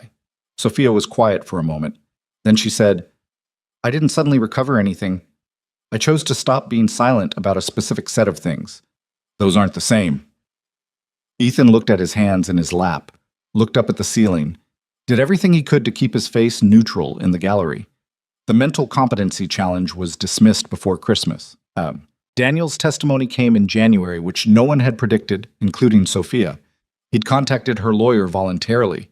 Not a dramatic conversion, not a tearful confession, but a quiet, tired communication from a 43-year-old man who had, according to Sophia, spent 2 years carrying something that had made him smaller every day he carried it. He testified to what had actually happened that night, how much he'd had to drink, the argument with Sophia before he'd gotten in the car, the moment he'd understood after impact that the other car was badly damaged and that someone was badly hurt and that he had been a reason for it. He testified without looking at his father, who was present. Sophia watched her brother from across the courtroom with an expression Ethan couldn't fully read. Not forgiveness. That would be too clean, too fast, too much the resolution that stories were supposed to deliver. More like recognition. The acknowledgement of someone finally being the person you'd always wanted them to be, 20 months too late, and also better than never. After the session, she sat in the courthouse corridor while Ethan brought her coffee from a machine that dispensed something that barely deserved the name, and she held the paper cup and stared at the middle distance for a while. "How do you feel?" he said. "Like something that's been wound very tight, just lost a few turns," she said. "Not all of them, just a few." "That's something." "It is." She looked at the coffee. He was crying. "Did you see that?" "Yeah." "Daniel doesn't cry. He wasn't raised for it." She turned the cup in her hands. "I haven't seen him cry since we were children." Ethan didn't say anything. He sat beside her on the hard courthouse bench and let the silence do what it needed to do. "I'm not ready to forgive him," she said. "You don't have to be. People will expect it after this. The full resolution." Her voice was dry but not bitter. "People can manage their own expectations," he said. "You don't owe anyone a timeline on that." She looked at him sideways. "You say things like they're obvious, like the hard version is just the obvious one and everyone else is making it complicated. Isn't it?" "No," she said. "It really isn't, for most people." He thought about that. "Maybe I had a lot of time to figure out what I could and couldn't afford to be complicated about," he said. "When you're broke and your kid is sick, you stop spending energy on a lot of things." She was quiet for a moment. "What did you stop spending it on?" "Caring what people thought about my choices. Waiting to feel ready before I did what needed doing. Pretending things were fine when they weren't." He picked up his own paper cup. "Mostly the last one. That one took the most energy and did the least good." She looked at him for a moment with those dark eyes. "That's actually the hard version," she said. "Most people do the opposite." "I know, I did the opposite for years first. It just got expensive." The courthouse corridor was the particular institutional beige of places that handled difficult things daily and had given up on aesthetics. People moved through it around them, lawyers and clerks and people in various stages of whatever had brought them here. And Ethan and Sophia sat on the bench with their bad coffee and occupied their small patch of it and were, without either of them having planned it, exactly where they were supposed to be. The formal settlement came in February. Marcus Webb's daughter, her name was Kara, She was 13 and lived with her mother in a small house in Claremont, received a full acknowledgement of the circumstances of her father's death, a formal statement of what had actually happened from the Lennox family's own legal representatives, and a revised settlement that her mother's attorney had negotiated to reflect the full truth of the situation. Ethan didn't know the number and didn't ask. He knew it was more than $800,000 and that it had come with something the first payment hadn't, the actual facts. Sophia had requested that the acknowledgement be sent as a letter, directly from her to Kara's mother. She'd written it herself, not through lawyers, at the desk in the East Wing study over the course of 3 evenings. Ethan had seen the legal pad going through iterations, pages folded back, lines crossed out, whole sections restarted. She hadn't shown him the final version. He hadn't asked to see it. What she did tell him, the evening after it was sent, was this: "I told her I was sorry it took this long. I told her that her daughter's father deserved to be remembered as someone whose death mattered enough to tell the truth about." She stopped. "I don't know if it helps, probably nothing helps. But I didn't want to just send money and a legal summary." "It helps," Ethan said. "Not to fix it, but it helps." She nodded slowly. She believed him, or wanted to, which was close enough. The consequences for the Lennox family were significant and not immediate. Legal accountability moved at its own pace, and Richard Lennox had resources that cushioned impact in ways unavailable to ordinary people. But the original investigating officer faced a formal inquiry. The county prosecutor's office opened a review. The law firm that had managed the cover-up quietly announced that 2 senior partners were stepping back from active practice while the matter was assessed. Richard Lennox called Sophia once during this period. She took the call in her room with the door open this time, which Ethan understood as a choice, and he heard only her side of it from the corridor. Brief answers, no raised voice, nothing that indicated she was being moved from the place she'd found. When the call ended, she came out and said simply, "He wants the estate returned to family management at the end of the contract." "That's 7 months away," Ethan said. "I know." She looked down the corridor toward the conservatory. "I've been thinking about that." "About the estate?" "About after," she said. "What comes after?" He was quiet. He'd been thinking about after too, with a kind of sideways awareness that he hadn't let himself look at directly, because it had too many parts that he wasn't sure how to handle. "We have time," he said. 7 months isn't much. "It's enough to figure out what we actually want," he said, "which is what we should have been doing anyway." She looked at him with the slight tilt of her head that meant she was disagreeing about something, but considering whether it was worth the argument. "You make it sound like we haven't been doing that." "I think we've been doing it," he said. "I just don't think we've been calling it what it is." She held his gaze for a long moment. Then she turned and went to the conservatory, and he stood in the corridor and decided to let that one sit where he'd put it, and went to check on Noah. The physical changes in Sophia came slowly, then less slowly, then in increments that were impossible to ignore. Her neurologist had been saying for months that the plateau in her recovery had a component they hadn't been able to unlock, that the spinal injury, while real and significant, left more potential for movement than she'd been accessing. He'd been careful about it, qualified it with everything he had to qualify it with, because hope was a weight a doctor could put on a patient that could crush them if it didn't come true.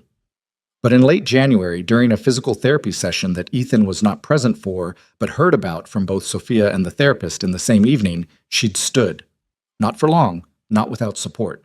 But her legs had taken weight, the right one more than the left, for a period of time that the therapist measured precisely because measurement mattered in that work. And Sophia had stood and looked at the room from that height, and then asked to sit back down and not made it a production. She told Ethan about it that evening in the kitchen, in the flat tone she used for significant things she wasn't ready to be emotional about. "I stood up today," she said. He put down what he was doing. "How long?" "About 40 seconds on the right leg, shorter on the left."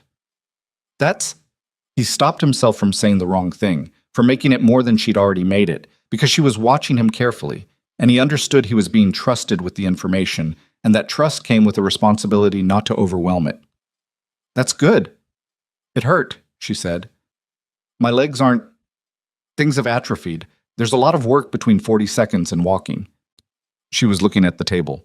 "I don't want anyone to make it into something, into some kind of moment." "Okay. I mean anyone in this house. I'll tell Noah." She looked up. Something moved in her face. "Don't tell him yet." I don't want him to watch for it. He watches things too carefully. He does, Ethan agreed. It's a lot. It is. But she said it with the particular softness she reserved for Noah specifically, the softness she'd developed somewhere around the fountain drawing and had never quite put back down. He's doing well. His last appointment was good. Dr. Reyes said another month, and she's probably looking at downgrading the monitoring schedule. He told me, she said. He also told me he wants to learn to play chess. He wants to play chess. He asked if I knew how. A pause. I do know how. My grandfather taught me. She looked at her hands on the table. I told him I'd teach him. Ethan looked at this woman at the end of his kitchen table, or her kitchen table, or whatever the table was, and thought about the night he'd first come to this house, about the woman in the wheelchair who hadn't looked at him, who had turned her face away from the room like she'd already decided she wasn't going to fully arrive. He thought about the foam airplane sticker on Noah's hand and the 37 pages he'd signed without reading and the water stain on his old apartment ceiling. He thought about all the distances traveled to get to this kitchen at this hour. I want to ask you something, he said. She looked at him. When the contract ends, he stopped, started differently. I don't want to leave because a contract ended. I want to know if that's something you... He stopped again because the words kept coming out wrong, too formal or too insufficient, neither one landing where he meant it to go. She watched him struggle with it without rescuing him, which was very like her. I'm not good at this, he said. I know. I've been not good at it for a while. I know that too. She picked up her mug. Ask what you were going to ask. He looked at her. Do you want us to stay? She was quiet for a moment. The kitchen was warm around them, the particular warmth of a house in winter that had been heated for long enough that the warmth had settled into the walls. Noah asked me something last week, she said. He asked if I thought people could become a family even if they started out as strangers. What did you say? I said I thought the starting point mattered less than what you did after it. He held her gaze. Sophia. Yes, she said. I want you to stay. He nodded. He looked at the table for a second, then back at her. There was more he could say, probably should say, but the kitchen was already full of the weight of it, and he didn't want to add more than it could hold. So he just said, Okay. She reached across the corner of the table, which was a small distance, and put her hand over his, just for a moment. Not a grand gesture, just a hand on a hand in a kitchen, at 9 o'clock at night, both of them imperfect and tired and still here. Then she picked up her mug, and they sat in the warm quiet and didn't need to say anything else.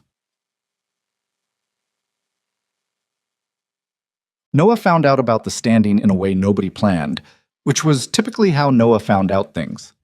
He came to a physical therapy session. The therapist's clinic was downtown, and Ethan usually drove Sophia on Tuesdays while Noah was at his own follow-up appointments.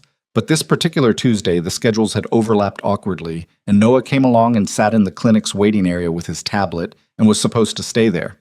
He appeared in the therapy room doorway at the exact moment Sophia was upright, the therapist's hands at her elbows, her legs taking the weight with visible effort, her face set in the particular expression she made when something was costing her. Noah stood in the doorway and looked at her standing and didn't say anything. He didn't shout or cry or make it into an announcement. He just stood there and watched, and when Sophia saw him, she held eye contact with him rather than looking away, which was its own thing. He walked into the room and stood a few feet away and said, with great seriousness, Your legs work. A little, she said. Her voice was slightly strained from the effort. Not much yet, but more than before. More than before. He nodded. He looked at her legs, at the therapist's hands, at the effort involved, and absorbed all of it with the directness that was just how he processed the world. Does it hurt? Yes. Are you going to keep doing it? Yes. Okay, he said, and went back to the waiting room. Sophia looked at the therapist. He's going to tell people, the therapist said, amused. Probably, Sophia said, and she didn't sound as bothered by that as she would have been 3 months ago. Asimchibat. Spring came into the garden in the uneven way that seasons arrived. Not a clean beginning, but patches and advances and retreats. A warm week in March that brought things up, then a cold snap that knocked them back, then a gradual settling into warmth that stayed. The fountain, which a restoration company had come to assess in February and returned to repair in March, ran again in April. It wasn't a dramatic moment. They were all in the house when it was switched on, and Dora came to find them and said simply, "The fountain's running," and they went out to look at it. Noah stood at the rim and watched the water come up and fall and said, "I got the height wrong in the drawing. I made it higher." He seemed more satisfied than disappointed. "It's better this way, though, more like it actually is." The water was cold and clean and caught the spring light in the particular way of water that has been still for a long time and is moving again. Sophia watched it from her chair. She'd been watching the garden differently lately, not out through the glass from the conservatory, but from inside it, up close, where you could hear the birds and the wall trees and feel the air actually moving. She'd been out here more since the therapy had started producing results. Not walking, not yet, not outside where the ground was uneven and the work was harder, but present in it, choosing to be in it rather than watching it through glass. "Noah," she said. He looked at her. "I think it's time we fix the chessboard." He lit up in the specific way he lit up when something he'd been waiting for was finally arriving. "Today?" "After lunch." He turned back to the fountain with renewed satisfaction, like the whole afternoon had just improved. Ethan stood near Sophia's chair and looked at the running water and thought about 7 months ago. The letter on the hallway floor, the $400 bank account, the foam airplane sticker, the cold, long drive to a house full of silence. He thought about 37 pages signed with a shaking hand and told himself he wasn't selling his soul. He'd been wrong about that, as it turned out, not about the signing, but about what he was trading. He hadn't sold anything. He just had to go very far down before he could see what he actually had and what it was worth. "It sounds different than I thought it would," he said. Sophia looked at the fountain. "What does?" "Running water. Here." He paused, not entirely sure how to finish the thought. "I had this idea of the place from the outside before I came. Something cold and transactional." He looked at the garden, the stone path, the wall trees pushing new green. "It was, for a while." "It was," she agreed. "It isn't now." She was quiet for a moment. The water ran. Noah crouched at the fountain rim and was doing something with his fingers in the water, probably testing temperature with the scientific thoroughness he applied to everything. "He's going to get wet," Ethan said. "Probably," she said, and she was smiling. Actually smiling, not the ghost of one, not the precursor, but the real thing, slightly crooked, slightly reluctant, nothing like a performance. It transformed her face in a way that made her look like someone who'd been smiling her whole life and had just misplaced it for a while. He looked away before she caught him looking, which was a thing he'd been doing more lately and handling with varying degrees of success. The contract's formal end date was the 15th of May. He'd been aware of it approaching the way you're aware of weather, not watching it exactly, but feeling it in the texture of days. Margaret Hale had sent a formal communication in late April outlining the contract's conclusion and the procedures for what she called the transition period. He'd read it once and put it in the drawer of the desk in his room and not opened it again. On the 14th of May, he came home from a grocery run. He'd taken over most of the household grocery shopping in a gradual accretion that no one had formally decided and everyone had just accepted, to find Sophia's car gone from the drive and Dora in the kitchen with a look that told him things were happening. "She went to see her father," Dora said. He set the groceries down on the counter. "She told you?" "She told me to tell you when you got back so you wouldn't assume." "Right." He put the cold things in the refrigerator. "Did she go alone?" "Her lawyer went with her." He absorbed this. He stood in the kitchen for a moment and then went and checked on Noah, who was in his room doing his Tuesday school reading with the focused attention he applied to anything he'd decided to care about. He was fine. He looked up and said, "Sophia went somewhere," and Ethan said, "I know," and Noah went back to his book. She was gone for 3 hours. He was at the kitchen table when she came back, the table she'd sat at that first night when she hadn't been sure if she was staying. She came through from the corridor and he could read from the way she was holding herself. Not tension, not exactly, but something that had been loaded and then discharged, leaving a kind of emptiness that hadn't decided yet what to fill with. That the conversation had been significant and was finished. He waited. She sat at the end of the table. "He agreed," she said. "To what?" "To allow me to remain at the estate. In my own name." She looked at the table. I offered him a structured arrangement for the family trusts. It took the lawyer 4 drafts to find language he'd accept, but there's a framework now that doesn't require me to be managed by the family office. A pause. It cost me some things. The properties in Haverfield and the investment accounts under the coal trust, those revert. She looked up. There are things I'm keeping that matter more. He looked at her. Are you okay? I'm okay. She said it in the way she'd learned to say it, not as a deflection but as an actual assessment. She knew the difference between those now, and she'd stopped using one to mean the other. He's still my father. It's still hard to sit in a room with him and feel what I feel. She looked at her hands. He asked about you. What about me? Whether you were staying. A brief pause. I told him yes. He didn't argue. I think he understands that particular battle is done. He's a man who knows when he's won what he can win, Ethan said. Yes. She looked up. He also said, and I'm going to tell you this exactly because I think you should hear it. He said that whatever you are, you're consistent. He said it like a complaint. I think it was actually a concession. Ethan almost smiled. I'll take it. She looked at him with those dark eyes that had started showing him things they'd taken months to show, and he thought, this is what it looks like when someone decides to be in the same room as their own life again. This is what that costs and what it looks like when someone pays it. Noah's birthday is in 3 weeks, he said. I know, he's reminded me 4 times. Something like warmth moved through her expression. He wants a chess tournament. He's already ranked himself above me, which is incorrect, but I've decided to let him find out naturally.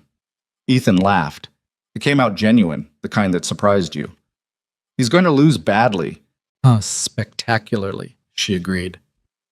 And there it was again, that real smile, the crooked, reluctant one, the one that was hers. The physical therapy continued through spring and into early summer. It was slow work, and there were sessions that left Sophia exhausted and frustrated in ways she didn't always hide from Ethan anymore, which was its own form of progress. There were also sessions that produced things, a better range of movement in the left leg, a longer window of weight bearing. A Tuesday in late May, when she took 3 steps between parallel bars with the therapist's hands near but not touching her, and sat back down and looked at the ceiling for a long moment without speaking. The therapist had said gently that she was doing remarkably well given the timeline. Sophia had said, with the dry precision she applied to most things, I had a lot of reasons to not bother, and a few very specific ones to bother, and the specific ones turned out to be stronger.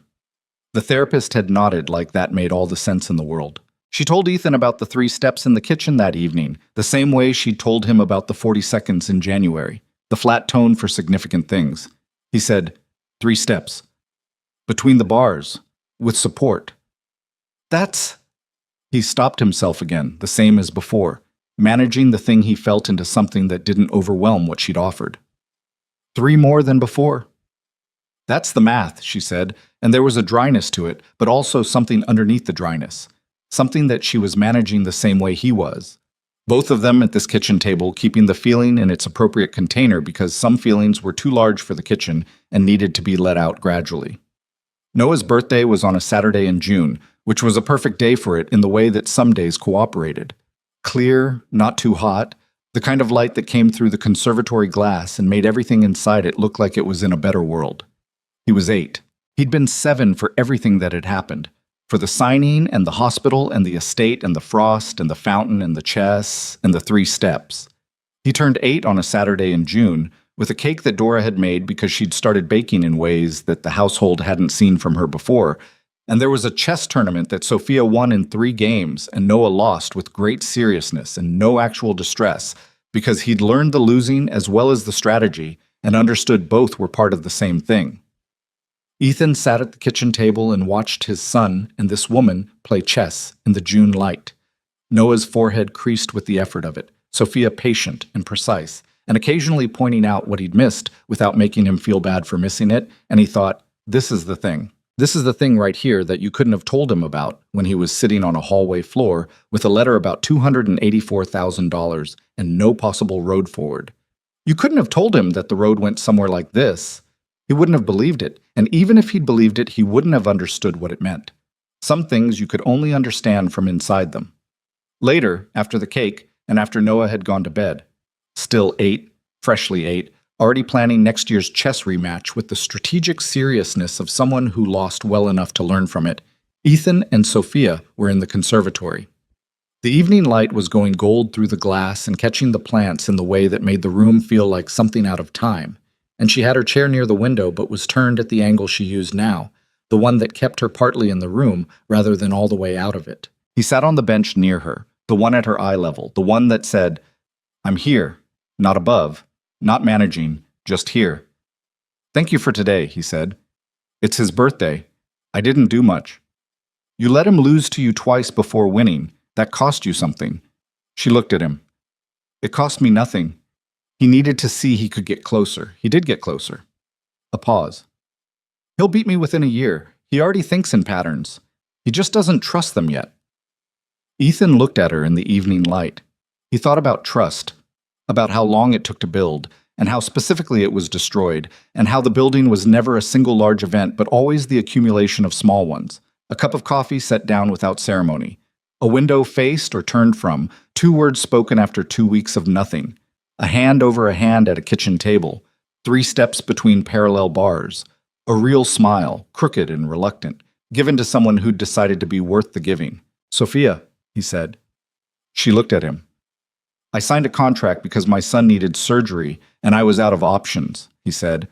"That's where this started. I'm not pretending it started somewhere else." He looked at her steadily. "But that's not what this is now." She was quiet. She held his gaze the way she held most things, directly, without flinching from what was in it. "I know what this is," she said. "I want to make sure we've both said it," he said. "Out loud, not implied. Not in the dark kitchen at 2 a.m. in ways we can walk back." Something moved in her face. "You can't walk back 2 a.m. kitchen conversations. Those count." "I know they count. I want this one to count too."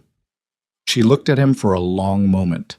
Outside, the garden was in its evening quiet, the fountain running, the light going slow and warm across the stone path.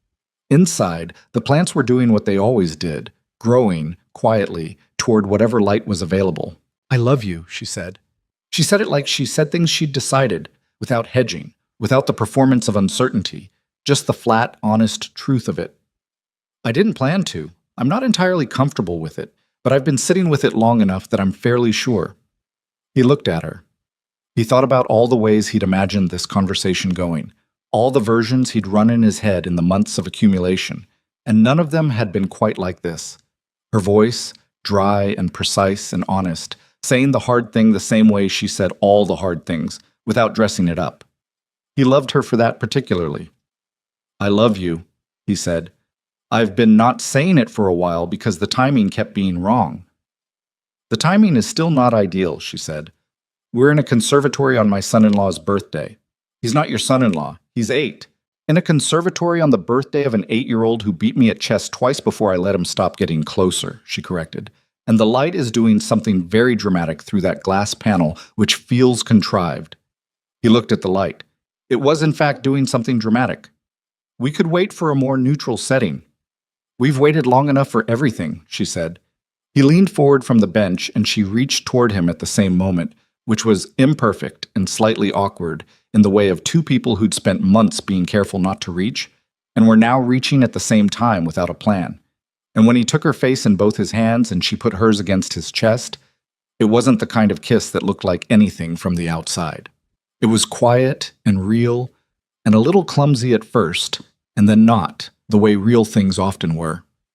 When they pulled back, she looked at him with those dark eyes, and he thought, there it is. There's the thing underneath all that careful silence. There's what she was keeping. "The contract ended yesterday," she said. "I know." "We both stayed." "We did." She looked at him for a moment longer. Then she turned her chair slightly toward the window, and he stayed where he was on the bench, close enough that their proximity was its own thing, and they looked at the garden together in the last of the evening light. There is something that nobody tells you about surviving a hard season. The end of it doesn't look like you expect. You expect resolution. You expect the moment when everything clicks into its final shape, and you can see the whole picture clearly from above, the before and the after, the lesson you were supposed to learn. It doesn't work like that.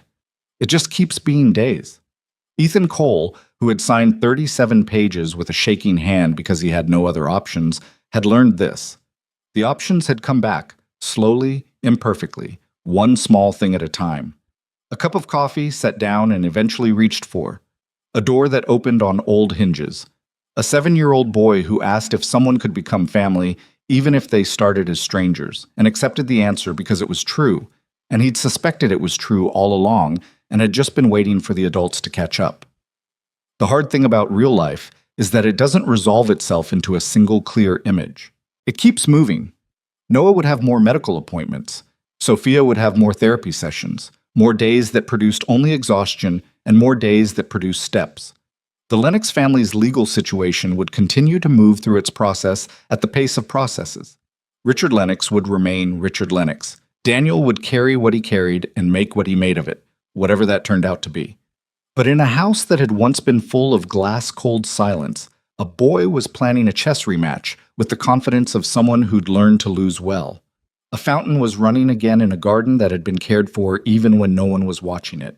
And a woman who had spent 14 months deciding the only words worth saying were the ones she wasn't allowed to say had said the word she'd been holding longest, in a conservatory full of growing things, to a man who had come in with nothing and stayed because the reasons to stay had stopped being contractual and started being real. That's not the resolution. That's the beginning of the next thing. But sometimes the beginning is enough. Sometimes you get to the beginning and recognize it for what it is. Not the end of hard, but the start of something that could bear the weight of being real. And that is its own kind of arrival. Ethan Cole had signed away 37 pages of his freedom to save his son. What he hadn't known, sitting in that expensive sitting room with the pen in his shaking hand, was that the most important thing he'd find on the other side of the signature wasn't the surgery or the settlement or the safety. It was a room full of plants and a woman who had decided to stop carrying what wasn't hers, and a boy who drew the shape of things before he saw them and was usually paying attention to the right things after all. He'd keep that. Contract or no contract, settlement or none, whatever came next in the long, ordinary difficulty of actual living, he would keep that.